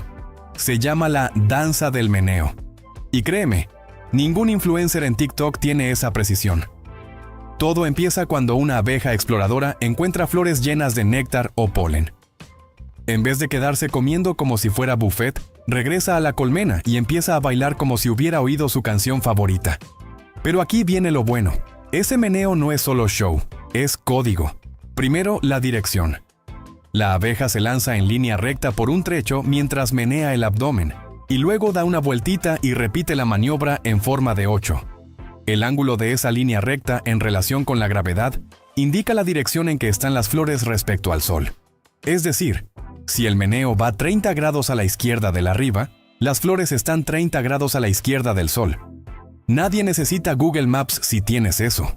Después, la distancia. Cuanto más largo y más veces repite el meneo, más lejos están las flores. Si la abeja baila como si estuviera en un maratón, prepárate para un buen vuelo. Y la intensidad del meneo también revela algo más: la calidad. Si se mueve como si estuviera poseída por la emoción, es porque encontró una flor de lujo, tipo buffet 5 estrellas. Si baila con flojera, bueno, las flores están medio secas y mejor busca en otro lado.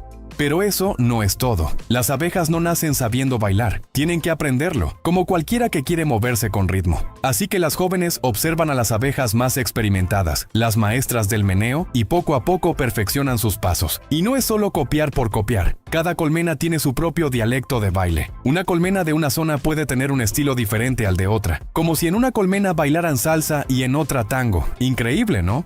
Y si la fuente de alimento está muy cerca, la abeja ni siquiera se complica con ángulos ni trayectos largos. Hace un baile redondo, como diciendo: hay flores por aquí, échale ojo nomás.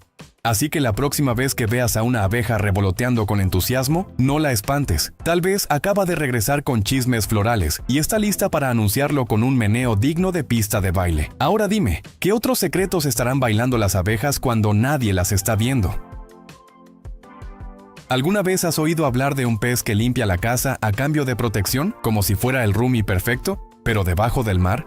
Suena como la trama de una caricatura acuática, ¿verdad? Pues déjame contarte sobre el pez gobio anguila, el inquilino más educado y con mejor instinto de supervivencia del océano. Imagínate una escena submarina. Una anguila grande y con cara de pocos amigos sale lentamente de su madriguera, moviendo su cuerpo serpenteante con esa elegancia sospechosa que tienen los depredadores tranquilos. Todo normal. Hasta que, justo detrás de ella, como quien no quiere la cosa, asoma un pececillo con cara de "yo solo vivo aquí", sacudiendo las aletitas como si estuviera barriendo la entrada. Ese es el gobio. Y sí, vive allí, con ella. No como mascota ni como bocadillo en espera. Como socio. Lo que pasa es que el gobio no es tonto. De todos los lugares peligrosos del océano, escogió vivir donde nadie se atrevería a meterse, en la casa de una anguila. Y aunque suena suicida, en realidad es brillante. El gobio encontró una solución inmobiliaria de lujo. La madriguera de la anguila le ofrece protección contra depredadores, sombra, privacidad y seguridad. A cambio, él se encarga de la limpieza. Sí, en serio. El gobio remueve la arena, ventila la madriguera y deja todo impecable. Es como tener un conserje con escamas. La relación es simbiótica, o sea, mutuamente beneficiosa. Ninguno de los dos está ahí por compasión ni por aburrimiento. Simplemente se ayudan. Ella lo protege con su imponente presencia y él le deja la casa reluciente. Un trato digno de contrato notariado. Y si eso no te parece ya lo suficientemente curioso, espera, no todos los gobios hacen esto con anguilas. Algunos se alían con camarones, que llevan comida, mientras el gobio cuida que no se los coman. Otros viven solitos o en pareja, dependiendo de su personalidad. Porque, claro, hay gobios más tímidos, otros más territoriales, y alguno que otro con mal genio. Como nosotros, básicamente, pero en versión marina. Los científicos, claro, no podían ignorar esta pequeña y extraña amistad acuática. En 2006, Clark y compañía publicaron un artículo que revelaba con emoción de telenovela lo que habían observado. Gobios entrando y saliendo de las madrigueras como inquilinos veteranos, ayudando a mantenerlas limpias, mientras las anguilas parecían aceptarlo todo como si fuera lo más normal del mundo, porque para ellas lo es. Y como si fuera poco, algunos gobios no toleran que otros gobios les anden rondando la madriguera. Son pacíficos, sí, pero también territoriales cuando se trata de defender su suite con vista al arrecife. Ahora bien, la pregunta que no me deja dormir es esta. ¿Qué pasaría si las anguilas se dieran cuenta de que están siendo utilizadas como caseras sin sueldo? ¿Negociarían mejores condiciones? ¿Cobrarían renta? ¿O simplemente cerrarían la puerta y dejarían al gobio afuera con cara de «ups»? ¿Y tú? ¿Con quién compartirías tu madriguera si vivieras en el fondo del mar? ¿Alguna vez has descubierto algo tan absurdo en tu casa que no sabías que era raro hasta que lo mencionaste en voz alta y todos se quedaron viéndote como si hubieras hablado en sánscrito? Bueno, eso le pasó a un tipo que creció convencido de que todas las familias tenían uno, un cuchillo para cortar popó. Sí, no estás alucinando, un cuchillo para excremento, un poop knife. Imagínate esto, estás en una casa promedio, todo parece normal, sofá, cocina, baño, hasta que entras al sanitario y ves, colgado con total orgullo, un cuchillo oxidado colgando de un gancho al lado del inodoro. Y no es para defensa personal, ni para abrir paquetes, ni porque alguien olvidó guardarlo en la cocina. No, ese cuchillo tiene una sola misión en la vida, partir mojones como si fueran troncos. Porque, según esta familia, las heces que soltaban eran tan monumentales, tan densas, tan dignas de estudio geológico, que necesitaban ayuda para hacerlas pasar por la tubería sin atascarlo todo. Y lo más surreal es que esta historia es completamente real. Un tipo, ya adulto, estaba en casa de unos amigos, cuando se echó su clásica visita al baño y al terminar, se dio cuenta de que su creación no bajaba ni con 3 intentos de descarga. Así que, sin pensarlo, salió con la mayor naturalidad del mundo y preguntó: «Oigan, ¿dónde está el cuchillo para la popó?» Tú sabes que dijiste algo raro cuando hasta el perro de la casa se queda viéndote. Sus amigos lo miraron como si acabara de salir de una dimensión paralela, y él, confundido por su confusión, explicó que en su casa había un cuchillo exclusivo para eso, guardado al lado del inodoro y que todos lo usaban cuando las cosas se atascaban. Lo mejor, o peor, depende cómo lo mires, es que ese cuchillo llevaba años cumpliendo su deber, entre generaciones. No era descartable, no era nuevo, era un cuchillo consagrado, sagrado incluso. Era de metal, viejo, y ni siquiera se lavaba tan seguido como uno desearía. Ahí, colgado, esperando al siguiente evento tectónico intestinal. La historia se volvió viral, claro. Porque todos tenemos esas pequeñas cosas que creemos normales hasta que alguien nos abre los ojos a la realidad. Como cuando descubres que no todos comen cereal con tenedor para evitar que se hunda, o que no todos le ponen nombre a los autos.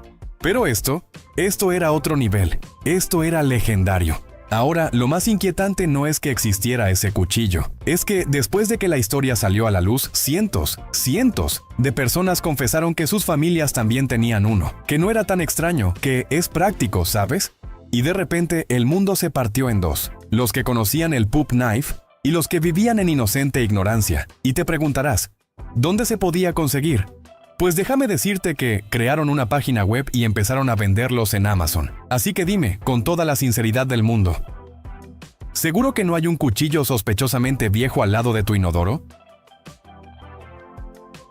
¿Alguna vez has visto una máquina que literalmente mueve toda una barrera de concreto de un lado a otro de la carretera, como si estuviera cerrando una cremallera gigante?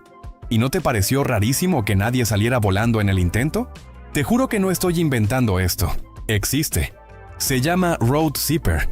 Y si suena como algo salido de una película de Transformers, es porque honestamente parece uno. Imagínate esto.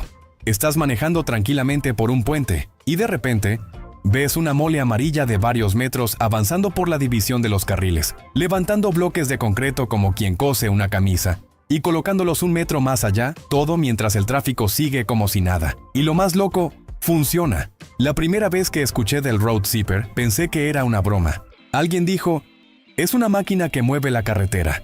Y yo, ¿cómo que mueve la carretera? ¿De qué hablas? Pero no, el tipo tenía razón. No es que mueva el asfalto, claro. Pero lo que sí hace es mover las barreras de concreto que dividen los carriles para redistribuir el espacio, dependiendo de cuánta gente va en cada dirección. Es decir, si en la mañana todo el mundo va al trabajo y hay congestión en una dirección, ¡pum! El zipper se activa, mueve la barrera y mágicamente hay un carril más hacia allá. Luego, en la tarde, lo hace al revés, cuando todos vuelven a casa medio desesperados y renegando de sus decisiones laborales. Lo mejor es que no se trata de un invento nuevo salido de Silicon Valley. Esta joyita tiene historia. Empresas como Lindsay Infrastructure lo han ido perfeccionando durante años. No es una idea loca de una sola persona, sino una solución práctica que fue evolucionando con el tiempo, sobre todo en ciudades donde el tráfico es un deporte de alto riesgo. ¿Y adivina dónde lo usan? Pues en lugares de alto nivel como el puente Golden Gate, en San Francisco. Sí, ese puente icónico de las películas. Cada mañana y cada tarde, el Road Zipper sale a hacer su bailecito de ingeniería para que el caos vehicular no explote como palomita en microondas. También se usa en túneles, zonas de construcción, incluso en proyectos donde necesitan proteger a los trabajadores sin cerrar todo el paso. Es como el guardaespaldas del concreto, fuerte, eficiente y siempre en movimiento. Lo más impresionante es que todo ese sistema lo opera una máquina, sin que nadie tenga que bajarse a empujar bloques. Porque, seamos honestos, si dependiera de humanos con chaleco naranja y café en mano, todavía estaríamos en la edad del cono naranja. Y sí, puede parecer un detalle técnico sin mucha gracia, pero piénsalo. ¿Qué otro sistema ves moverse como un transformer, resolver tráfico en tiempo real y hacer todo eso sin que el resto del mundo le preste mucha atención? Entonces te dejo con esto en mente. Si un zipper puede mover el tráfico, ¿qué otra cosa podríamos rediseñar solo cambiando la manera en que se divide el espacio? ¿Alguna vez pensaste que una corbata podría ser el símbolo de que literalmente saliste volando de un avión en pleno cielo y viviste para contarlo? Pues existe un club, completamente real, que celebra justamente eso, el Ejection Tie Club. Y no es un grupo de gente que se enoja y se va de cenas familiares con corbata puesta. Estamos hablando de pilotos que han usado su asiento ejectable para salvar la vida. Esos que en el momento más crítico no dudaron en jalar la palanca y catapultarse al cielo con una explosión de adrenalina y pólvora. Este club nació gracias a Sir James Martin, un genio británico que desarrolló los primeros asientos eyectables funcionales y dijo, ¿sabes qué? Si alguien sobrevive a eso, merece algo más que un aplauso. Merece una corbata con clase. Y así, con ese humor tan británico, se fundó el club más exclusivo que jamás querrías tener que unirte. Su primer miembro fue Anthony L. Cook, un piloto de la RAF que se eyectó en 1957. No por gusto, claro, sino porque su avión decidió que era mejor idea convertirse en chatarra en el aire. Él jaló la palanca y ¡boom! Historia escrita. Pero aquí viene lo mejor. Si sobrevives una eyección, no solo te salvas. Te mandan una tarjeta de socio, un parche, un pin y por supuesto la corbata. Todo marcado con un elegante triángulo rojo de advertencia como diciendo, cuidado, este tipo ha salido volando por los cielos y sigue sonriendo. Hoy el club tiene más de 6,000 miembros. Y aunque suene a reunión de ex superhéroes, en realidad es un espacio de camaradería donde todos los miembros tienen algo muy fuerte en común. Estuvieron a segundos de morir, y una máquina los escupió del peligro como un resorte bien entrenado. Se cuentan historias, se hacen encuentros y se forman amistades entre personas que quizás jamás habrían coincidido de otra forma, excepto por el hecho de que todos han probado literalmente el viento en la cara a miles de metros de altura. Y no podemos olvidarnos de la teniente Linda Maloney, la primera mujer en eyectarse y formar parte del club. Porque claro, la gravedad no distingue género cuando se trata de tirar a alguien fuera de una cabina a 800 km por hora. El Ejection Tie Club lo dirige ahora Andrew Martin, nieto del fundador, como si fuera un legado familiar de salvadores de pilotos. Es un club que nadie quiere integrar, pero que una vez dentro te cambia la forma en que ves la vida. Porque una cosa es decir, me salvé de milagro, y otra es tener una corbata que lo pruebe. Y ahora dime tú, ¿conoces otro accesorio de moda que venga con una historia explosiva incluida? ¿Alguna vez te ha pasado que, justo antes de vomitar, sientes la boca llenarse de saliva como si estuvieras a punto de morder una pizza recién salida del horno, pero en realidad estás al borde de lanzar el almuerzo al universo? Pues te tengo una revelación. Eso no es casualidad ni una crueldad de la biología. Es, en realidad, un acto heroico de tu cuerpo. Una especie de protocolo de emergencia que se activa cuando detecta que algo no va bien en tus entrañas.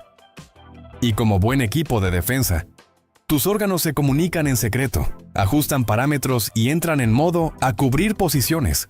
Primero llega la saliva. Sí, ese tsunami inesperado. Pero no es cualquier saliva. Es rica en bicarbonato, un neutralizador de ácidos que viene a proteger tu garganta y tu boca del ácido estomacal que podría subir con el vómito.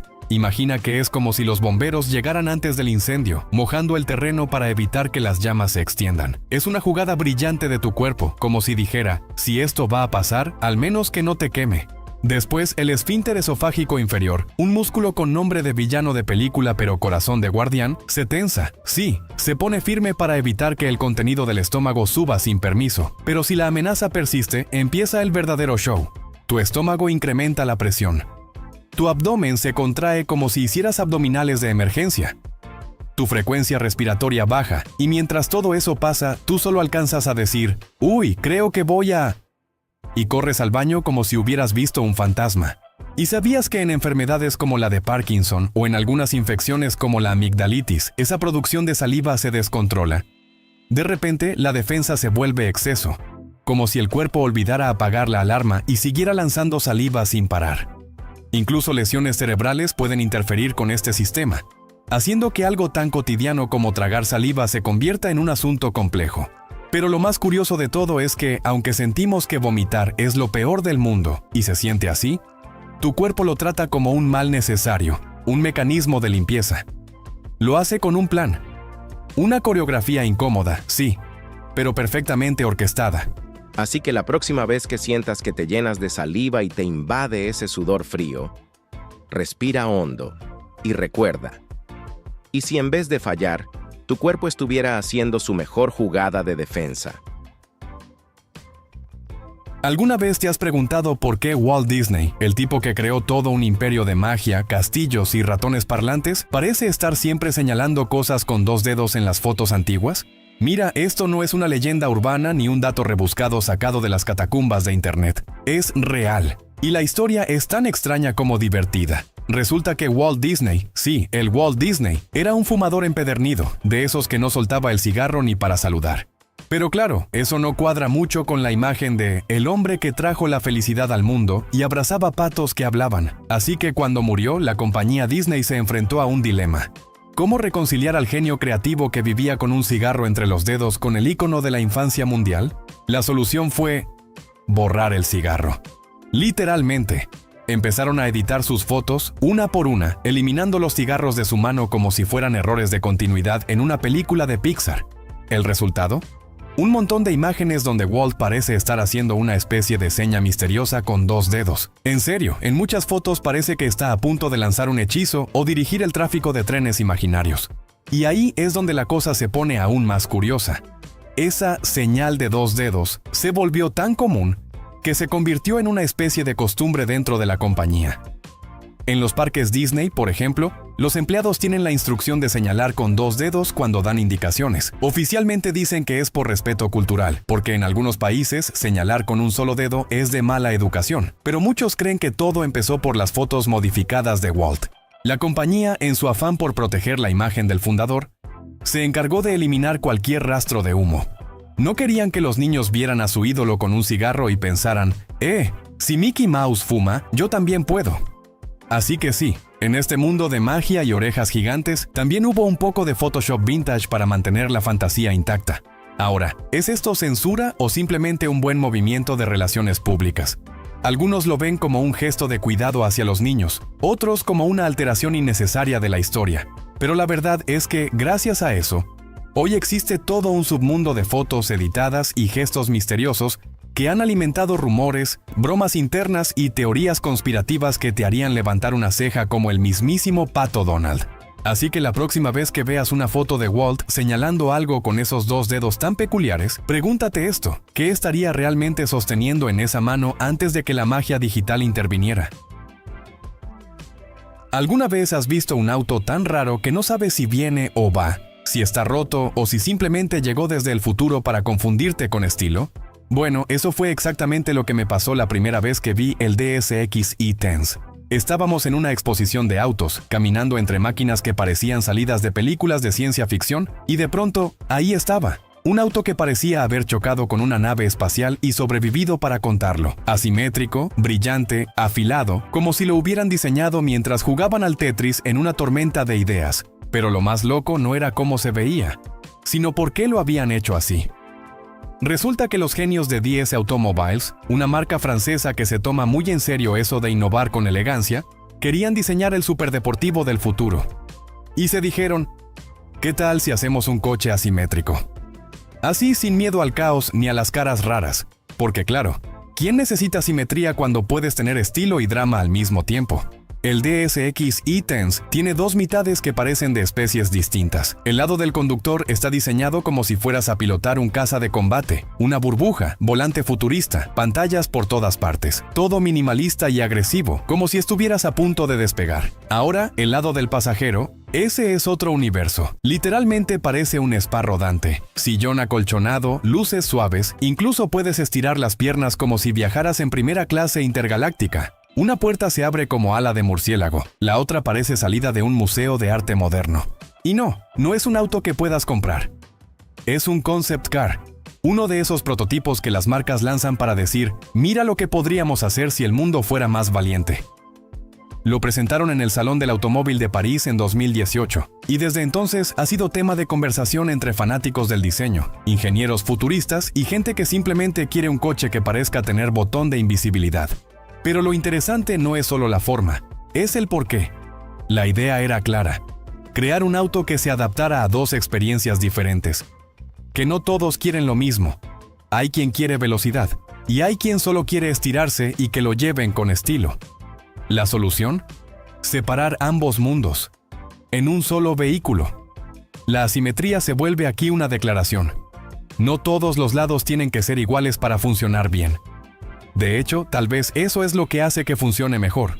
Así que la próxima vez que veas un auto que parece mal ensamblado o sacado de un videojuego, pregúntate, ¿y si en realidad es una ventana al futuro, donde la simetría ya no es obligatoria y cada lado del coche cuenta una historia distinta? ¿Alguna vez has pisado algo en el bosque que soltó una nube de polvo y pensaste que acababas de despertar a un espíritu ancestral? ¿O activar una trampa venenosa? Bueno, eso fue exactamente lo que me pasó una tarde mientras caminaba por un sendero con un par de amigos, buscando ese punto medio entre la aventura y no morir de cansancio. De pronto, uno de nosotros, el clásico que no mira por dónde camina porque va viendo su celular aunque no haya señal, pisa algo que suena como un suspiro seco, puff, y boom. Una nube marrón sale disparada hacia el aire, flotando como si tuviera vida propia. Todos retrocedimos como si nos hubieran lanzado gas lacrimógeno. Uno gritó, ¡es veneno! ¡Nos van a crecer hongos en los pulmones!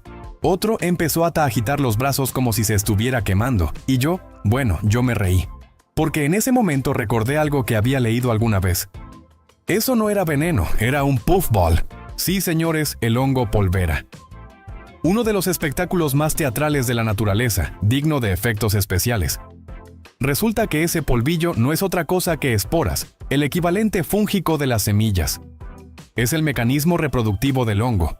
Cuando maduran, esperan a que algo, como el zapato desprevenido de un explorador urbano, los golpee, para lanzar sus esporas al viento y así colonizar nuevos rincones del bosque. Súper eficaz. Y bastante dramático, la verdad. Pero aquí viene el giro. Aunque parezcan inofensivos, los puffballs deben tratarse con cierto respeto. La mayoría son comestibles cuando son jóvenes. De hecho, hay quienes los fríen como si fueran pequeñas croquetas del bosque. Pero si no los identificas bien, podrías confundirte con algo mucho más siniestro. Algunas especies inmaduras del hongo amanita, que sí son mortales, se parecen bastante a los puffballs en sus primeras etapas, así que si tienes hambre en el bosque, mejor consulta a un experto antes de hacer de tu picnic un episodio de ¿Cómo terminé en urgencias por confiar en un hongo? Lo fascinante es que los puffballs no solo son buenos para sus propias aventuras de expansión territorial, sino que cumplen un papel vital en los ecosistemas. Descomponen materia orgánica, reciclan nutrientes y hasta forman alianzas secretas con las raíces de las plantas, como esos personajes sabios que nadie nota pero que sostienen toda la historia.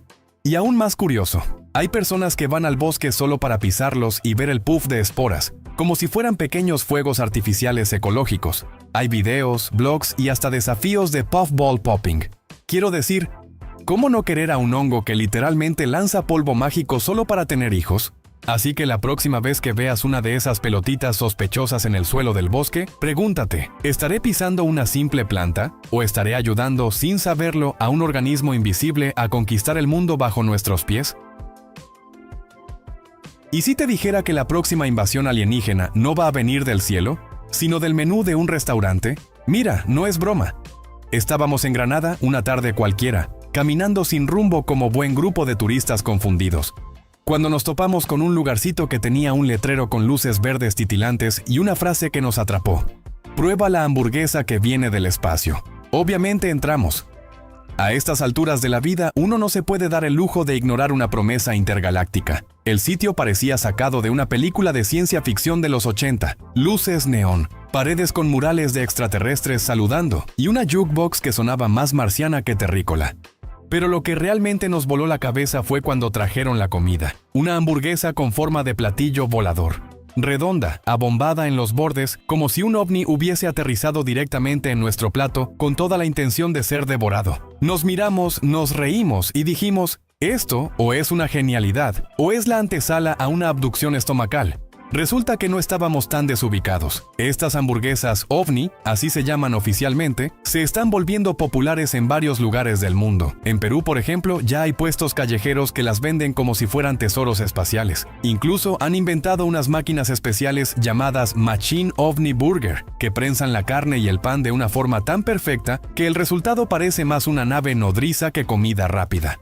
El diseño no es solo para verse bonito, aunque lo logra con creces. También sirve para encerrar mejor los ingredientes, evitar que se desarme al comerla y, lo más importante, hacerte sentir que estás mordiendo tecnología alienígena. Y eso tiene algo de mágico, o al menos de Instagramable. Ya no basta con que la comida sepa bien, ahora tiene que ser una experiencia, un momento digno de compartir con hashtags ridículos como Chia comida extraterrestre o abducido por el sabor. Lo curioso es que la forma de platillo volador ha resultado ser un gancho perfecto para niños, geeks, turistas y toda esa fauna urbana que busca algo más que una hamburguesa plana y aburrida. En algunos festivales de comida callejera, incluso hay competencias para ver quién hace la UFO Burger más creativa. Las hay con luces LED incrustadas en la bandeja, con pan negro brillante como el espacio exterior y con salsas que cambian de color. De locos. Y deliciosos. Ahora sé que suena absurdo. Yo también lo pensé mientras le daba el primer mordisco. Pero en serio, había algo diferente en esa hamburguesa. No sé si era la forma, la vibra del lugar o el hecho de que venía con papas en forma de pequeñas naves, pero juraría que por un segundo sentí una conexión cósmica. Así que dime tú, ¿y si la primera señal real de vida extraterrestre no llega con platillos voladores, sino en forma de uno? ¿Alguna vez pensaste que podrías encontrar un unicornio? Con plumas, alas y un grito que te haría escupir el café del susto. Pues déjenme contarles lo que pasó cuando fuimos a explorar una zona pantanosa en el corazón de la Amazonía. Por esas cosas de la vida que comienzan con «va a ser divertido» y terminan con barro hasta las orejas. Íbamos buscando aves exóticas para un proyecto, cuando de pronto escuchamos un chillido que hizo que hasta los monos se callaran. Era un sonido tan agudo y potente que parecía que alguien estuviera lijando una sartén con una motosierra. Ahí estaba, sobre una rama baja, con cara de pocos amigos, un ave del tamaño de un pato con un solo cuerno puntiagudo saliendo de la cabeza. No bromeo. Tenía un cuerno, pero no como los del diablo, no señor, como el de un unicornio. Solo que en lugar de magia y arcoíris, este gritón cornudo, así se llama Mesocricos crassus, búsquenlo si no me creen, traía consigo una actitud de guardaespaldas enojado y un plumaje más desordenado que mi pelo un lunes por la mañana. Ese cuerno no era decorativo, era una protuberancia ósea cubierta de plumas y el gritón lo usaba con orgullo. Lo vimos usarlo para empujar a otro macho fuera de su rama favorita, como si dijera, «Aquí me siento yo, compadre». Y no solo eso, se pavoneaba delante de una hembra mientras la miraba como diciendo, ¿viste mi cuernito, mami? Lo más raro es que también lo usaba para emitir sonidos extrañísimos. No sé cómo explicarlo, pero cuando se comunicaba con su grupito, porque son aves semisociales, de esas que no hacen bulla con multitudes pero siempre andan en pandilla, movía la cabeza de forma precisa y ese cuerno vibraba ligeramente, como una especie de antena emocional. Además, no solo tenía ese cuerno insólito, tenía espolones en las alas. Les juro que cuando dos machos se enfrentaban parecía una pelea de gallos ninja. Patadas, gritos, empujones con el cuerno. Uno hasta se cayó al agua de lo intenso que fue el round. Nos dijeron después que esta especie no migra, que se queda todo el año ahí, en la misma zona, defendiendo su terrenito como si fuera el último Wi-Fi en medio del bosque. Algunos granjeros los detestan porque se comen los cultivos, otros los toleran porque mantienen alejadas a aves más agresivas. Pero lo que nadie puede negar es que el gritón cornudo es una criatura que parece salida de un cuento de ciencia ficción, una mezcla entre unicornio frustrado y pato guerrero con complejo de vigilante. Desde ese día, cada vez que escucho un grito agudo en la distancia, me detengo y pienso, ¿será otro gritón cornudo, cuidando su territorio como un samurái emplumado? ¿O es que la selva está tratando de decirnos que los unicornios sí existen, pero gritan y pican? ¿Y tú? ¿Cómo reaccionarías si en vez de ver un unicornio mágico, te grita uno que vuela y te roba el desayuno? ¿Alguna vez imaginaste un desfile de moda que te dejara boquiabierto no solo por los zapatos, sino por dignos acróbatas olímpicos zambulléndose en una piscina como si fuera pista de pasarela? Así fue el show de Christian Louboutin en la Semana de la Moda de París, un espectáculo acuático que desafió toda lógica y convenciones. La locura comenzó cuando, en lugar de modelos caminando con tacones, vimos nadadoras sincronizadas del equipo olímpico francés deslizándose por una pasarela sumergida, luciendo su nuevo zapato estrella, la Miss Set Pump. No era un desfile tradicional, era un ballet acuático lleno de destreza, color y elegancia líquida. Solo David LaChapelle, el genio visual detrás del proyecto, en colaboración con la coreógrafa Blanca Lee, experta en fusionar danza y dramatismo, podían crear esa atmósfera entre Hollywood antiguo y futurismo escénico. Imagina neones vibrantes, surtidores de agua sincronizados y un gigantesco par de Louboutins deslizándose majestuosamente hacia la piscina. Parecía sacado de un musical cinematográfico, rodeado de espejos, luces y goteos brillantes que convertían cada paso en un ejercicio cinematográfico. El corazón del show, claro, fue la Miss Z, la bomba de tacón que encarnó el espíritu de la noche, audaz, femenina y deportista a la vez. Esa fusión de elegancia y poder, dentro del medio más inesperado, el agua, creó un aura misteriosa. ¿Eran acuáticas? ¿Eran modelos? ¿O seres híbridos surgidos de un cuento surreal? El desfile no terminó en la pasarela. Cerró con una presentación en vivo de la cantante LP, sumando una capa de dramatismo en vivo que rompió las reglas. Música, danza, natación artística, moda y alta costura se amalgamaron para manifestar un solo mensaje. Louboutin no solo hace zapatos, crea mundos. Todo fue una experiencia sensorial completa, en la que cada elemento, desde la música hasta los juegos de agua, estaba diseñado para envolver a los invitados en un universo louboutinesco. Lo más sorprendente, al final, no fueron los tacones rojos brillando bajo el sol, sino la pregunta que se nos quedó grabada. Porque, seamos realistas, cuando a un zapato le das alas acuáticas, luces de neón y músicos en vivo, ¿qué límite de lo posible se supone que aún importa? Y así, después de sumergirnos en esa fantasía mojada, solo queda cuestionarse, ¿será este el futuro de los desfiles de moda? ¿O simplemente el presente de la audacia redefiniendo lo imaginable? ¿Alguna vez has visto a muchos tiranosaurios rex corriendo a toda velocidad por un hipódromo mientras el público grita como si estuviera viendo la final del Super Bowl Jurásico? Yo sí. Y no. No fue un sueño ni una alucinación por sobredosis de documentales de dinosaurios. Fue en Auburn, Washington, y créeme, es lo más épico, absurdo y glorioso que verás en tu vida. Imagínate la escena, un hipódromo lleno de gente, niños con palomitas, adultos con cervezas, y de repente, ¡bam! Una horda de T-Rex inflables entra a la pista. Parecen una mezcla entre Godzilla desinflado y piñatas con problemas de coordinación. Sus brazos minúsculos rebotan al ritmo de sus pasos torpes, mientras sus cabezotas de plástico tiemblan como gelatina mal cuajada. Es como si Jurassic Park se hubiera fusionado con una fiesta de cumpleaños y hubieran decidido hacer cardio. Desde 2019, este evento se ha convertido en una tradición anual, la Gran T-Rex World Championship del hipódromo de Emerald Downs. Hay categorías para todos: niños, adolescentes, mujeres, hombres y hasta mayores de 50 años, que, enfundados en trajes prehistóricos, corren como si su pensión dependiera de ello. Lo mejor es que nadie corre con dignidad, pero todos corren con entusiasmo. Algunos ruedan, otros se caen de espaldas como escarabajos patas arriba, y uno que otro, sin querer, termina corriendo en círculos.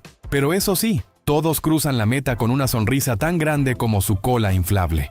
Ahora, si te preguntas por qué alguien se pondría un traje de dinosaurio inflable para correr bajo el sol frente a cientos de personas, bueno, la respuesta es simple. ¿Por qué no? Es la mezcla perfecta de nostalgia, absurdo y cardio ligero.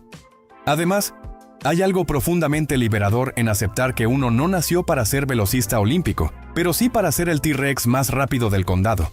Y no todo es chiste. Hay verdaderos campeones que se toman la competencia en serio. Algunos entrenan con sus disfraces días antes, ensayando cómo no tropezarse con sus propias garras. Otros personalizan sus trajes, T-Rex con tutús, con lentes de sol, con capas de superhéroe o con banderas ondeando desde la espalda. He visto uno con una guitarra inflable, otro con luces LED en los ojos, y uno que llevó un cartel que decía, «Soy el primo de Barney pero malvado». Inolvidable. Este evento no tiene premios en efectivo ni contratos de patrocinio millonarios, pero lo que sí tiene es un ejército de personas decididas a dejarlo todo en la pista por el honor de ser el T-Rex más rápido del mundo. Bueno, del hipódromo, o al menos de su categoría de edad. Así que dime, si te dieran un traje de dinosaurio inflable y te dijeran que puedes correr por la gloria, el ridículo y la ovación del público, ¿te atreverías a rugir y correr con nosotros? ¿Alguna vez te han dicho que no hay que creer todo lo que ves en un museo? Bueno, espera a que te cuente sobre el unicornio de Magdeburgo, una de las metidas de pata más épicas en la historia de la paleontología. Aunque en su momento todos aplaudieron como si hubieran descubierto el santo grial con patas.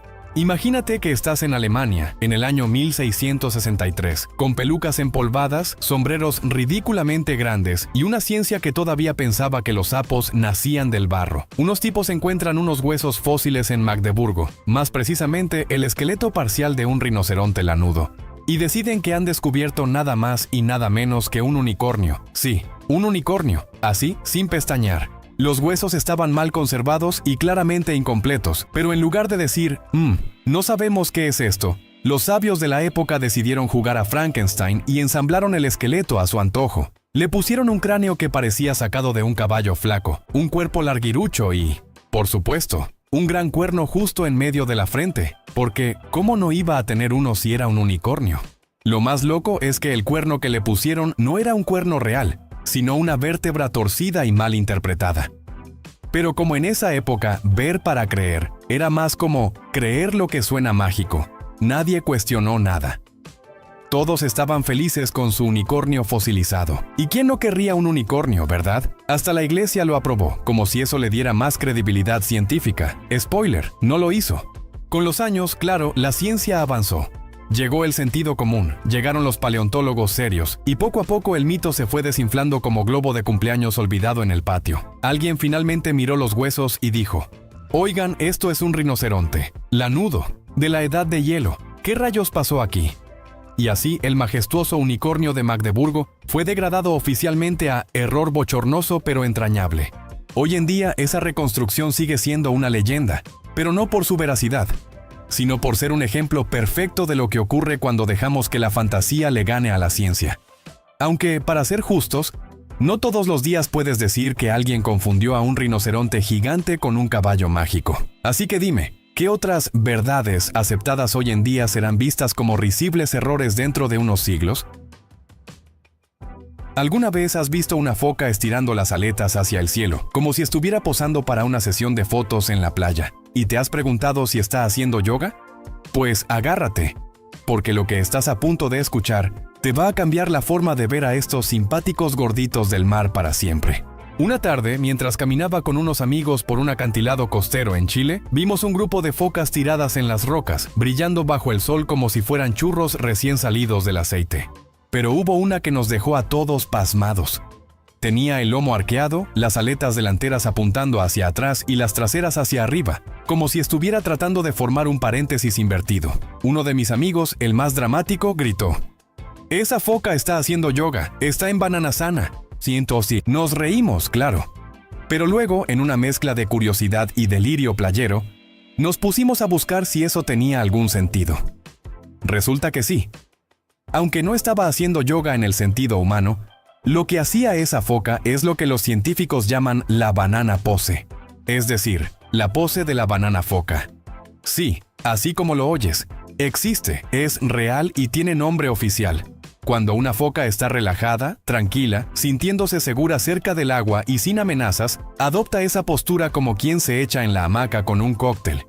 Pero lo mejor no es solo que parezca un emoji feliz de animal marino. Esa pose cumple una función biológica. Las aletas, que son zonas por donde pierden o ganan calor, se levantan del suelo para mantenerlas secas y a buena temperatura. Es como si la foca estuviera diciendo, aquí estoy calentita, pero sin pasarme. Nada de que se le mojen las patas porque, oye, la comodidad primero.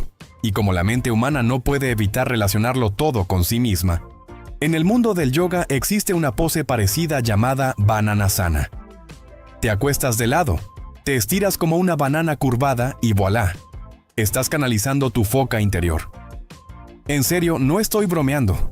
Dicen que es buenísima para estirar la columna, abrir el pecho y mejorar la respiración. Incluso puede ayudar con el asma o con cosas tan técnicas como activar el plexo solar, que yo pensé que era un panel, pero al parecer es otra cosa. ¿Quién diría que estirarte como fruta tropical te pondría en contacto con tu salud intestinal? Lo más divertido es imaginar que mientras tú haces eso en un tapete con incienso y música suave, hay una foca en el Ártico haciendo la misma pose sin saber que ya fue patentada por humanos como un avance espiritual. Desde entonces, cada vez que veo una foca con la banana pose, no puedo evitar pensar, ¿estará estirando los músculos o simplemente diciendo la vida es bella? Y ahora te pregunto a ti, ¿cuántas posturas animales crees que en realidad son sabios secretos que aún no hemos entendido? ¿Alguna vez has tenido tanto miedo que estuviste a punto de comprarte unas píldoras mágicas para sobrevivir al fin del mundo, causado por un cometa? Pues créeme, no estarías solo. En 1910, cuando el cometa Halley regresó con toda su gloria al cielo nocturno, no solo dejó una estela brillante, sino también un rastro de histeria, teorías locas y sí, ventas masivas de píldoras anticometas. La historia es tan absurda como fascinante. Imagínate esto, estás en una ciudad del siglo XX, justo cuando las calles aún huelen a carbón. Los coches parecen latas con ruedas y la ciencia, bueno, aún gateaba. Entonces, un periódico te dice que ese cometa que viene en camino, el Halley, que no se deja ver tan seguido, podría traer gases venenosos en su cola. Lo leíste bien. La gente creía que la Tierra iba a pasar por la cola del cometa y que eso iba a liberar un gas letal llamado cianógeno. Suena como una trama de película, pero era noticia de portada.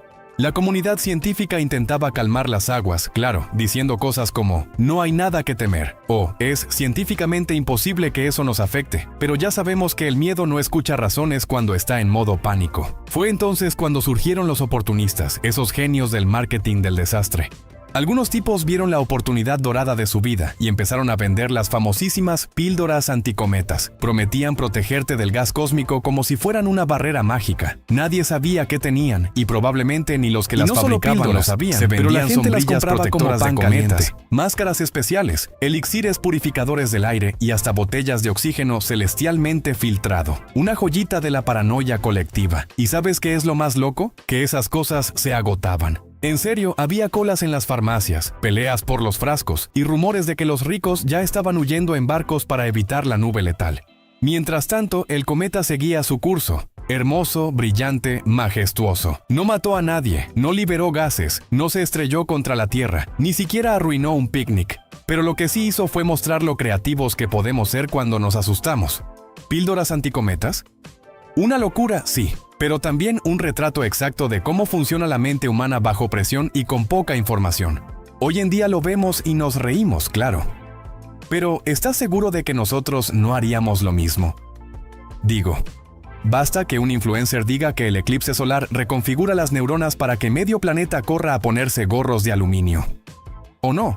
Entonces dime con toda sinceridad, si mañana anuncian que un cometa desconocido se acerca con una cola llena de gases mutantes, ¿tú te tomarías la píldora anticometas o te quedarías mirando el cielo con una cerveza y una linterna? Gracias por ver el video de hoy. Esperamos que te haya gustado, si fue así. No olvides suscribirte y activar la campanita de notificaciones para que YouTube te avise cuando subamos nuevo video.